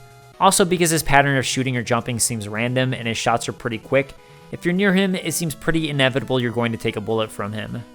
I think conceptually this is a good enemy. In concept, you can only attack and hurt him when he's either in the process of dodging or attacking, otherwise he's invincible. But this is where the execution feels a little off. The jump doesn't give enough window to hurt him, and the randomization in both the amount of time he takes to attack and which action he'll choose makes it feel like guesswork, with what I feel like isn't a large enough window for most players to react. I could be wrong, but I think the developers felt this way too, as future games have similar enemies who feel much better overall. The next, and in some ways, most brutal segment is this enemy who comes and shoots a spray shot in every direction. While it's easy enough in the sense that he'll always shoot in the exact same spot every time, he does this over an instant death spike pit, and this is Mega Man 1, when your iframes didn't protect you from spikes, so the punishment for messing up is likely getting knocked back right into your doom. While the punishment is brutal and I found this particular room pretty difficult, I can't really fault it. After all, the pattern of the enemy is the exact same every time, so it is a very fair challenge. At the very end of the stage, you'll find a 1-up, but it's guarded by another Sniper Joe. While there's nothing particularly special about this 1-up, it does bring back up an example of exactly what I talked about early on with this video, and the plus side of the live system, and that the 1-up here is always going to be a fantastic reward. There's a decent challenge in front of it with the Sniper Joe, and players will automatically be incentivized to do the challenge even if they're low on health. Additionally, these challenges are always great as they'll train players who do them to be better at the game. While it's challenging, it's optional so it feels fair, and completing it makes you better, so I'm a fan. Beyond this, you'll reach Bomb Man's boss gate, and another one that I find a little annoying. While Elec Man's took you up, this one takes you down. But again, climbing stairs is slow and the entire boss gate is loaded with enemies, this time the suction enemies from Cut Man Stage. At the very least, this time you can just YOLO and drop down the pit to Bomb Man without even touching the ladder. There's even a trick to it where if you cling to the right side, you could potentially avoid taking damage. Still, the fact that taking a damage is even a possibility isn't great, and I'm once again glad future games got rid of this. So here we are, at Bomb Man, another boss who isn't too difficult with the Mega Buster only. Bomb Man will generally leap around, and when he's far enough away from you, toss a bomb. His bombs take a moment to explode, so if you time it out, you can actually jump and completely avoid getting hit from the blast radius, all while peppering him with bullets, or Fireman's ability. There is an even easier way to beat him though. As I mentioned, he won't toss bombs at you if you're too close, so just walk near him and always make sure you're close by as he's jumping all while shooting. You'll have the chance of completely preventing him from throwing a single bomb and take an easy victory. This is another one of those bosses that, with the Mega Buster, you can pretty much just tank and kill. I do think it would be nice if Bomb Man maybe did slightly more damage, as unlike Fireman, I think his pattern is much easier to pick up and play off of. Although, at least Bomb Man jumps around so much, you might not realize you can basically tank him. Outside of the tank factor, I actually think he's one of the better bosses in Mega Man 1. Onward to the final stage, and one you should honestly play before Elec Man, Guts Man. Guts Man Stage is surprisingly short and broken up into 3 short segments.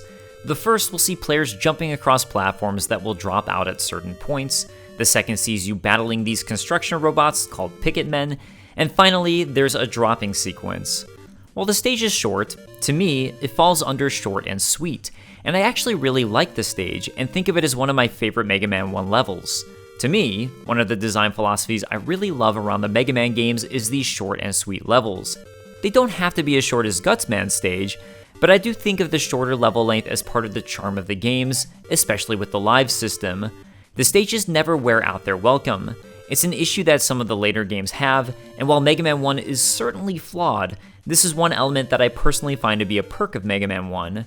The most challenging portion of the stage is definitely the first section with the dropping platforms. Now, maybe it's just me, but something about these platforms feel unforgiving. Like, they drop you just a little earlier than they feel like they should. But I also wonder if part of that feeling is because when you miss your jump when a platform falls, you don't just fall, you shoot down, and far faster than Mega Man's normal fall speed. Just to compare, here's a slow-mo side-by-side of Mega Man's normal fall speed and his fall speed if you miss the jump. I'm fairly certain this is a programming error, by the way. It's pretty likely that when Mega Man jumps on normal ground, his fall velocity is reset to 0, but when he's on the moving platforms, his fall velocity is never reset to 0 and therefore stays at max velocity. I think this alone might be a big part of what contributes to something feeling a little off about this segment. There's definitely a case too where some games will give players a little forgiveness without them knowing because it feels more right. Like, you might have a couple tenths of a second after the bottom drops out to complete the jump. I feel like I've had times where I thought I jumped in time, only to shoot down. That said, it could just be a combination of my personal user error with the shooting down speed that makes me feel that way.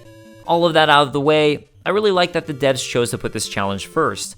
I think most games opt to put the greater challenges at the end of the stage, which makes sense because typically games build to the greater challenge as the stage progresses and players improve, but that also means that you have far more to replay if you mess up to get to the difficult challenge. So because of this non-linear Mega Man design, it's really nice that they can set up a stage like Man, where the biggest challenge is immediate. If a player chooses this stage and finds the challenge too difficult, they can leave and come back, or they can choose to tackle it right away. If you mess up, it's annoying, sure, but at least you aren't being sent back too far, even with a game over. And honestly, sometimes it's nice to get these difficult challenges out of the way. Besting the moving platforms, you'll eventually come to the next major feature of Man Stage, which is in dealing with a series of these Picket Man enemies.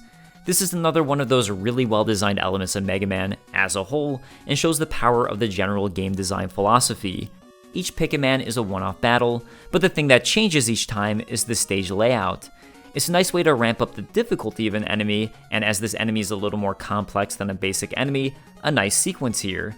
Not only that, but this enemy sequence uses Akira Kitamura's design philosophy. The first is an easy sequence with a lot of room to deal with the Picket Man. The second sequence is slightly harder with a smaller platform to use. The third is far more difficult, with the pit you can accidentally drop into. And finally, another easy one appears with a long platform to deal with the enemy. As I mentioned way back at the start of the video, Akira Kitamura wanted to make it so a sequence of challenges would end on an easier note to leave players with a softer impression of the game's difficulty, and we see exactly that here. Speaking of that slightly more complex enemy design, I think the Picket Man is a really well designed enemy robot. It throws its pickaxes at Mega Man in an arching fashion, with the axe being tossed at Mega Man's exact location when it's first thrown. What that means is, it gives players the ability to slowly move Mega Man into the arc, all while attacking the Picket Man, making it a unique enemy in how the player will have to move and shoot to defeat. It's one of those enemies that makes you realize just how much versatility you can design around simple gameplay. Yes, running and shooting seems pretty basic, but you can see in this sequence of events, with an interesting enemy and increasingly challenging level layout, there's a lot of room to play around to truly elevate these basic mechanics. Defeat the Picket Men, and there's a simple drop sequence, one of those annoying turkey robots who I'll touch on further during Dr. Wily Stage, and onwards to Man. I feel like Man has become the poster boss enemy of the original Mega Man franchise within the game series.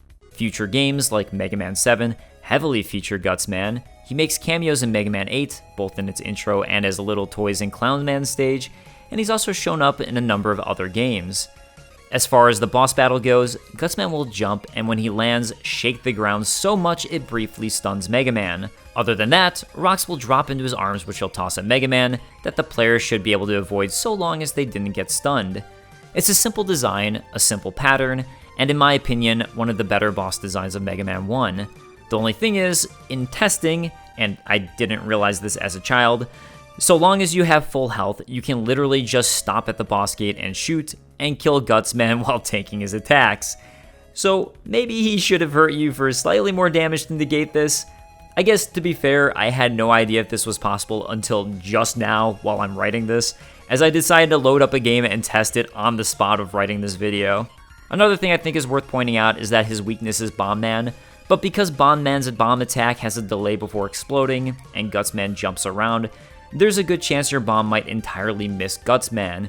You aren't allowed to toss multiple bombs at once, so the whole time you're waiting, even if you know he jumped out of position, you're basically just his punching bag for a moment. Because Gutsman's jumping positions are completely random, or at least I think they are, it makes throwing each bomb feel like there's a little bit of luck involved in if you'll actually hit Gutsman or not. Ironically, this can actually make Bomb Man's ability feel worse than just using the Mega Buster against Gutsman. So I guess points off of the Gutsman battle for that, for an invisible score sheet that I'm not taking into account for anything. Defeat all of the robots and one of the big surprises of Mega Man 1 appears. It's Dr. Wily. Now players can choose to replay a beaten stage or travel to the final sequence of levels.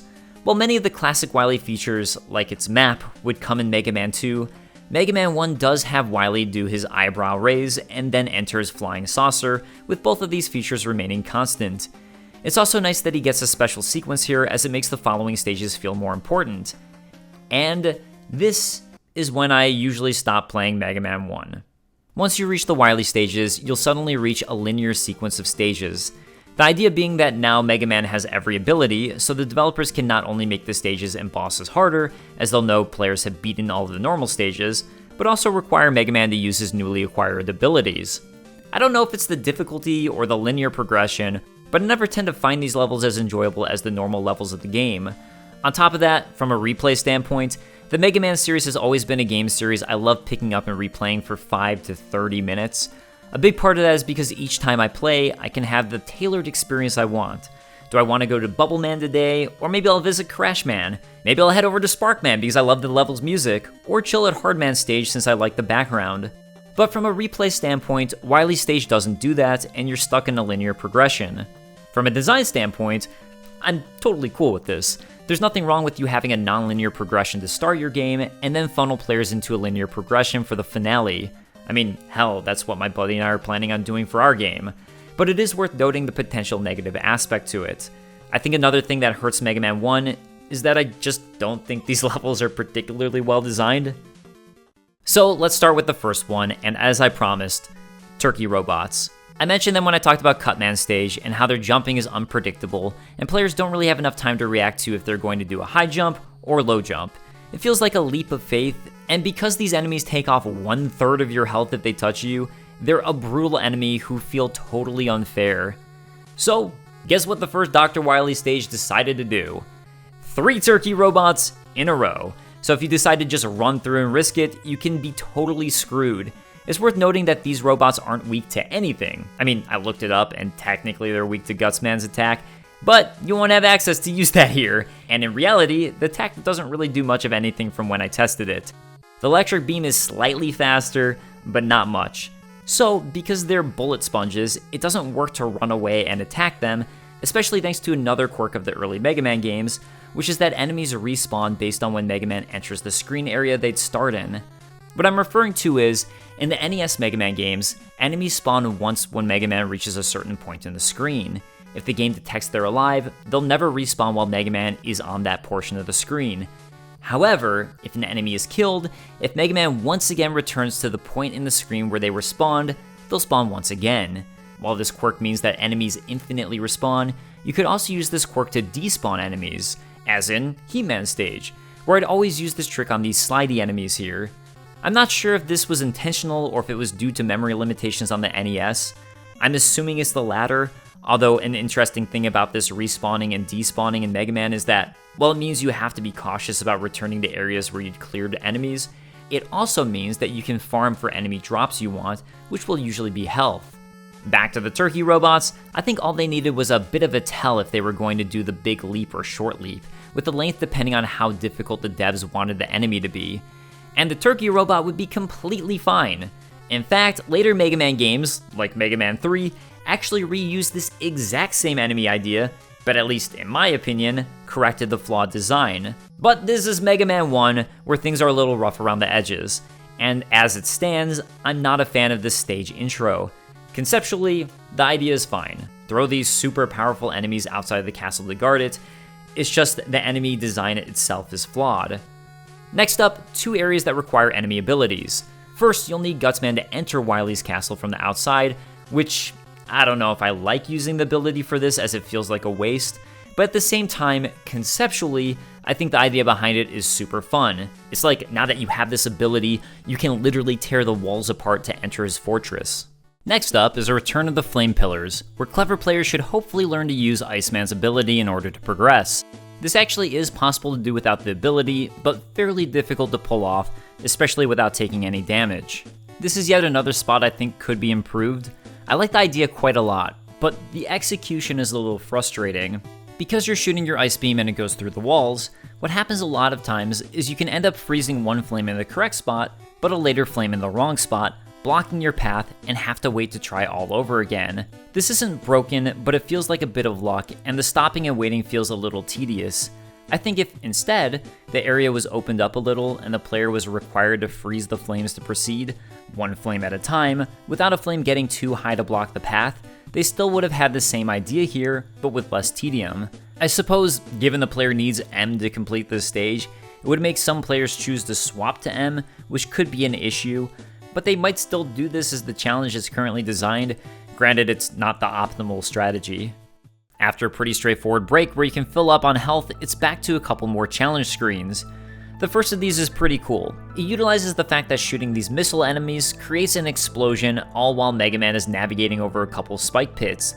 It's a simple challenge, but it's effective.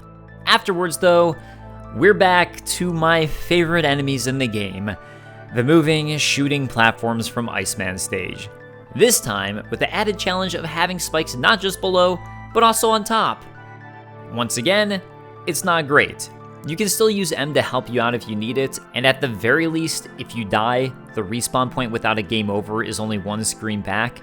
My critiques of these enemies remain the same, so let's move on to the final challenge room before the boss, and the one where you are absolutely screwed if you didn't pick up the M ability. I do think most players will probably have gotten curious from playing Elec Man Stage what the unique item was that they missed, and there's also a pretty decent chance, given Elec Man's difficulty, players will have beaten Gutsman by then. But still, it's not a guarantee. So to make it all the way to this point and have absolutely no idea how to progress because you never picked up M would absolutely suck. On top of that, if you did miss the ability, I'm not sure how many players would think to replay every single level again to look for a missing item or ability, because it's the only one in the game. It's easy for someone like myself, or anyone else who has replayed Mega Man 1 several times, to take it for granted that you know to have the M ability by now. But I think this is yet another huge issue with Dr. Wily's first stage. This is the sort of thing that works perfectly well in a Metroidvania game, because players should expect to see secret items to find and collect with new abilities, as that's what the gameplay is all about. But in an action game like Mega Man, where there's a one-off instance of it, it's a glaring issue. While this section is a little challenging with M, fortunately, the developers foresaw the potential for players to easily run out of M power and be stranded, then need to die repeatedly and get a game over for a refill. Right underneath this challenge room are 2 ability recharge pickups, which respawn if players exit and re-enter the screen, meaning players can get as many attempts as they want. So I think that was a great item placement by the developers, especially given the choice to have Mega Man's abilities only recharge upon game overs.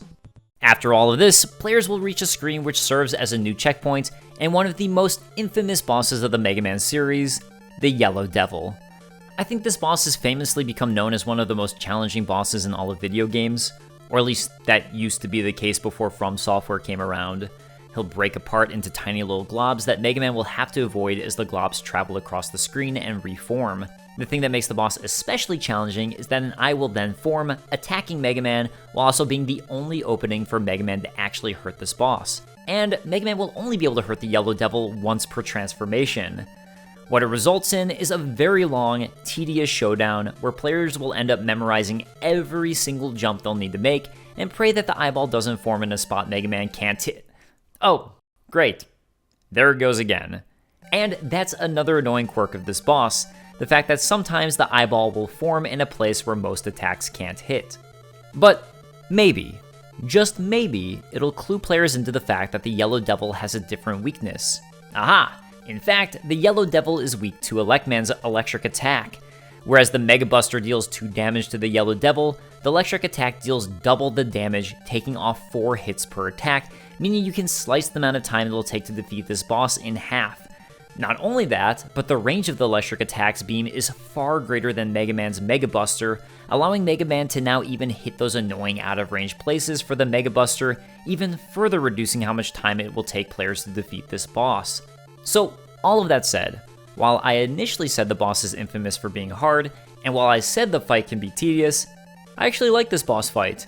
Yes, it's long, especially with the Mega Buster only, but it also makes the boss fight pretty intense. I was definitely sweating on the attempt that I beat the Yellow Devil, and had a nice sense of accomplishment for doing it. I wanted to see, without cheating and using save states, how many attempts it would take me to defeat the Yellow Devil with Mega Buster only before I even attempted to find his weakness. And it took me 3 attempts, which includes my first attempt where I started off with less health. To be fair, I love Mega Man and play the games all of the time, and I have beaten Mega Man 1 in the past. But I also pretty rarely replay Mega Man 1, and when I do replay it, I almost never replay it all the way up to the Yellow Devil. That's not to say this boss isn't hard for new players, it's just to say it's not like I'm going into this as a regular connoisseur of the Yellow Devil's goop. After beating the Yellow Devil with the Mega Buster, I went back to do it with Elec Man's electric attack, and was pretty shocked at how easy the boss fight now felt to me. I only took damage once and absolutely wiped the floor with him because, at the end of the day, it's really just a pattern memorization boss. There is one more thing I should mention about the Yellow Devil, and that's another quirk of Mega Man 1 that will come in handy for every difficult boss, and in particular, the Yellow Devil. You see, Elec Man's attack stays on the screen for a while, and it seems the way his attack was programmed was that every bit of the attack, which is a pretty long graphic, has collision detection on it, and if anything collides with any part of the electric collision detection, it gets hurt. That's pretty standard, but there was an interesting choice, or oversight. I'm honestly not sure which. While players can't pause the game to go into the ability switch menu during the middle of one of Mega Man's attack, what they can do is a different type of pause, where the ability selection screen doesn't pop up. Players can pause the game like this in the middle of an attack, or even in midair. While doing this doesn't reset anything about Mega Man, if you're hurt you still maintain your iFrames, it completely resets and turns off both enemy and boss iFrames. What this means is, if you're good with the Mega Buster, you can hit a boss multiple times with one Mega Buster shot, or you can pause the game when they normally be experiencing iframes, unpause, and shoot and hit them again. It's difficult to pull off with the Mega Buster, but it is possible. Where this trick really comes in handy is by using it with Elec Man's ability. As the attack is on screen for so long and the attack size so large, you can absolutely obliterate bosses by just pausing and unpausing the game. While I like the Yellow Devil boss in Mega Man 1, this boss is going to be reappearing quite a lot in future games with some sort of new gimmick, or at least I should say the idea is repeated in future games, even if it's technically a different boss. We see the Yellow Devil in Mega Man 1, Mega Man 3, Mega Man 8, Mega Man 9, Mega Man 10, which yes is also a lot like the Pico Pico-kun of Mega Man 2, and Mega Man 11. And ironically, I actually think he's best handled in the first game, and I like the iteration done for Mega Man 11. Yellow Devil defeated, onwards to Wily Stage 2. This stage is the major do platforming over infinite pit stage. It's also the introduction of the boss rush concept in Mega Man. The stage concept itself feels correct for this point in the game. Any major mistake will hurtle Mega Man down to his doom, and meanwhile, there are a few segments where the only way to avoid taking damage is to use one of Mega Man's ability, namely Elec Man's electric attack. There is one problem spot I think I should point out, mainly due to the wonkiness of Mega Man Slide and Mega Man 1, but there's one section with some health you can grab. If you grab the health, for some reason Mega Man slides further than he normally would, and you'll unfairly slide off the stage. It's really the only thing I'd call unfair in this stage, so I think it's worth mentioning. As we've seen before, each of the 3 horizontal sequences are essentially the same layout, but using different enemies to create totally unique challenges within the same layouts. While I don't personally find this to be the most interesting level, it is definitely a good use of the game's limited resources, and it once again makes me appreciate the versatility Mega Man's simple design allows. Between each section is a mini-boss in the form of one of the previous main bosses of the game.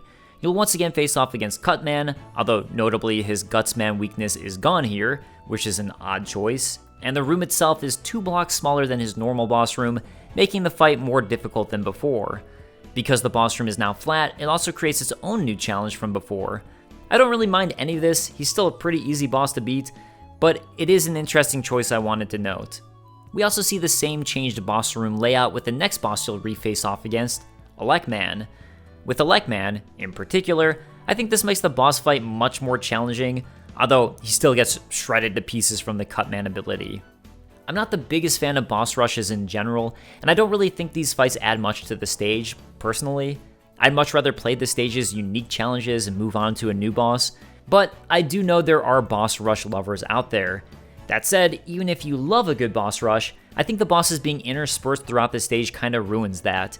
It's another one of those things that Mega Man 2 would correct from Mega Man 1 with its full boss rush room, and I don't imagine most people miss this version of a boss rush with dangerous platforming sequences in between. I think the designers knew this was perhaps asking the players a little too much, because pretty soon after Elec Man, you'll reach the final sequence before the stage's main boss fight, and a 1-up that will always respawn right next to the player anytime they die, or maybe that's more reflective of the upcoming boss, the Copy Robot. Which, unfortunately, receives a checkpoint a little later on with no 1-up, as the Copy Robot is tough as nails. The Copy Robot is, as it sounds, a copy of Mega Man. According to that same interview with Akira Kitamura Shmuplations Translated that I've regularly been referencing, because the team ran out of memory when making Mega Man 1, they had the Copy Robot use the same programming routine as Elec Man. Pretty crazy when you think about just how many restraints the team had when creating Mega Man 1. For my part, I actually never noticed this at all, which must be due to the different weapons the Copy Robot uses, as he'll switch to use whatever weapon Mega Man is using. This is another one of those fights where I think you really need to use one of your abilities. Mega Man's Mega Buster deals 1 damage to the Copy Robot, whereas the Copy Robot deals a whopping 4 damage with its Mega Buster, or running into Mega Man, or any attack. And while at first this was frustrating with his Pea-Shooter, I found that there's actually some decent strategies with some of his other weapons. Firstly, you can equip Gutsman or M, and the Copy Robot will just run back and forth doing absolutely nothing, as it can't attack. And if Mega Man attacks, which will also do nothing, the Copy Robot will jump, revealing at least a part of the boss's attack pattern. So it's actually pretty cool to me that you can use this strategy, if you're smart, which I never was or thought of as a kid, to learn part of the Copy Robot's pattern. I'm honestly not sure if this was intentional on the designer's part, but props to them on it working out this way. From there, I found that Elec Man's attack is pretty good at taking care of the Copy Robot, as is Fireman's attack. Cutman you can also utilize to pretty well stunlock the Copy Robot out of attacking due to it having the knockback of Mega Man. Bomb Man is also pretty interesting, because the bomb itself doesn't hurt Mega Man until it explodes, so you can avoid his attacks far easier and hope he runs into yours. Honestly, I never liked this boss too much before save states, because all of this was so difficult for me as a kid to figure out. But luckily, the stage isn't too long, and now when I replay it, I actually find it rather enjoyable to see how many different strategies there are for defeating the Copy Robot with the variety of Mega Man's weapons. His Mega Buster still seems abysmally horrible for fighting this boss, but I do think part of Mega Man's design is in having players utilize boss weaknesses, so I think it's okay here. I'd also like to once again praise the ingenuity of the team. It's pretty cool they thought of reusing the programming of Elec Man in a fight that would end up feeling so different thanks to the different moveset of the Copy Robot. 1 Copy Robot down, and it's on to Wily Stage 3. Like Wily Stage 2, this is another one of those levels I play where I think, yeah, sure, it's fine. The main conceit is there's water that pushes Mega Man forward as enemies, which are mainly obstacles here, come at you from the right side of the screen, forcing players to react. While it's a new mechanic to play with, and that you still have the same tool set, but now you're being forced into dangerous situations, it's not the most interesting thing in practice, as really, all you'll need to do is jump and regularly shoot, and you should be safe going down this pipe. All of this leads to a boss whose weakness is easy and obvious enough. It's the giant Gutsman blocks in the middle of the stage. But you don't have enough to kill it. The boss has multiple parts to it, and each time you kill one, it comes back a little faster, and therefore a little more difficult. So once you realize you've run out of blocks and you still have to deal with this enemy, it's probably too late and you're probably going to die. I'm not totally sure how I feel about this. I mean, it's an incredibly short stage, and if you die, you also spawn immediately outside of the boss chamber. So it's not the biggest deal in the world that you're basically tricked into running out of the boss's weakness early. The stage is ultra short, so even if you get a game over, it's not like you're going to be backtracking very far. So I guess it's fine. This type of thing doesn't really bother me, personally, at least if the consequences aren't dire. But I'd be curious to hear what you guys watching think. And here we are, Wily Stage 4, and look at those spikes! It's the final stage. Our first real challenge is a series of sprinklers. Here, if you have any power left, you can use Elec Man's ability, or you can deal with slowly progressing and trying to avoid any area bullets will rain down to move forwards. If you're like me, you'll probably skip using an enemy ability, just in case you need it, and find a moving platform from Man Stage. This jump sequence is far more challenging than anything from Man Stage, but you are majorly rewarded for making it. If you choose, instead of immediately progressing, you can find a 1-up as well as a Yashichi. Interestingly, the symbol first appeared in the Capcom game Vulgus and has been used in multiple Capcom games since. It's a unique item and the first time players will see it, so I think that alone will probably incentivize most people to go for it. Sheer curiosity. As it turns out, the Yashichi fully restores all of Mega Man's abilities and health, so very, very worth it, as you're about to go down yet another boss gauntlet, this time with the remaining 4 bosses.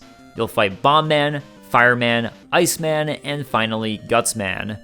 Lose to any of them, and is back to the start of the gauntlet with Bomb Man.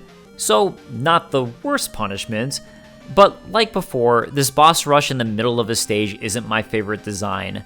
I get it's the epic build-up to the final boss, but I definitely think future Mega Man games handled this far better by having a dedicated boss rush stage.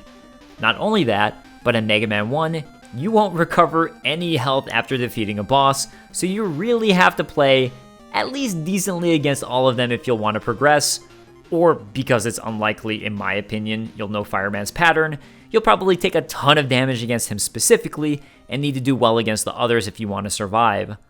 All of this meaning, you'll most likely also be using up your abilities, which is always a little frightening at the end of the game as you won't know what Wily will be weak to, or what you'll want to save. It's not the biggest deal here in Mega Man 1, as these abilities don't drain very fast, so you'll still have an ample amount left for the final boss if you use them, especially if you got the Yashichi. But it's an issue I personally run into with pretty much every Mega Man game, and that is being absolutely terrified to use any boss ability during the boss rush gauntlet, because Wily is also weak to boss abilities, and you'll probably want to make sure you have enough for Wily, who's typically a far more challenging boss fight. And speaking of whom, defeat the boss rush, and you'll make it to a safe room that serves as your new checkpoint, and none other than Dr. Wily. I think this is actually one of the better Dr. Wily boss fights in the series. Here, Wily has 2 phases to the fight. The first phase uses an attack similar to the Picket Man from Man Stage's attack. A lob shot shoots out at where Mega Man's current position is, and the player will have a chance to react by slowly moving towards Wily or away, and taking opportunities to jump and shoot him.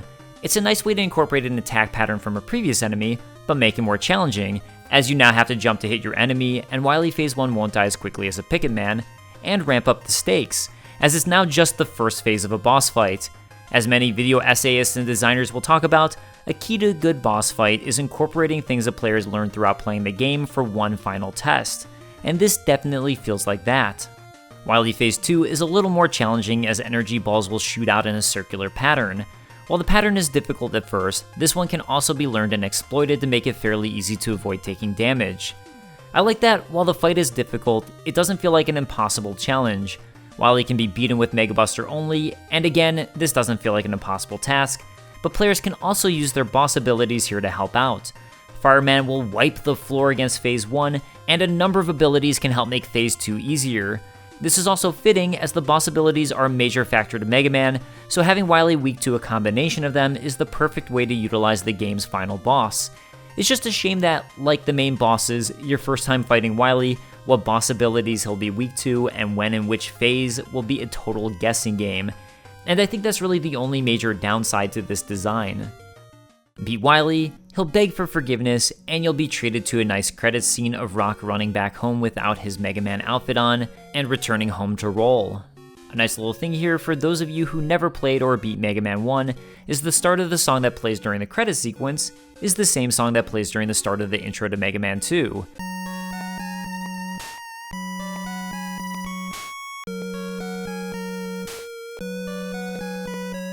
Really, it's a nice touch to Mega Man 2, but ironically, I think it ended up feeling more like a cool Easter egg to Mega Man 1, as I'm assuming due to the popularity of 2 compared to the rest of the games, most people play the intro to Mega Man 2 before ever beating Mega Man 1, if they even ever beat Mega Man 1. I think Mega Man 1 is pretty widely regarded as being rough around the edges and one of the most difficult of the Mega Man games, and I'd agree with both of those sentiments. While I praised a lot of the game's design, and I stand by that, most of the future games really took the foundation that Mega Man 1 set and vastly improved on it. But the fact that Mega Man established this design that could be built upon and reused for so many great games is absolutely notable, and to me, shows the genius of this game. Personally, if I were to create a Mega Man 1 to 11 tier list, ranking the games purely amongst themselves, with S being the highest honors and E being the worst amongst the bunch, I'd probably rank Mega Man 1 as a C. It gets the job done, it's fun to play, but it's not as replayable as future games, and many of the design elements, from level design and structure to boss patterns, are definitely improved upon in future games. The graphics are also a little rough compared to future games, although that's not the team's fault, this is early NES, and personally, I do think many of the future games have better music, which, when you're hearing the same songs over and over and over again, that definitely makes a difference in overall enjoyment. So, there you go. Those are my thoughts on Mega Man 1. If you enjoyed this video, let me know. I decided to break this up into multiple videos and then I'll combine them all when I'm done, so stay tuned for Mega Man 2 and then 3 through 11. If you have critiques of how I put this together, also let me know, as I'm still writing and working on the videos for all the future titles before I create one giant combined video covering Mega Man's 1 to 11.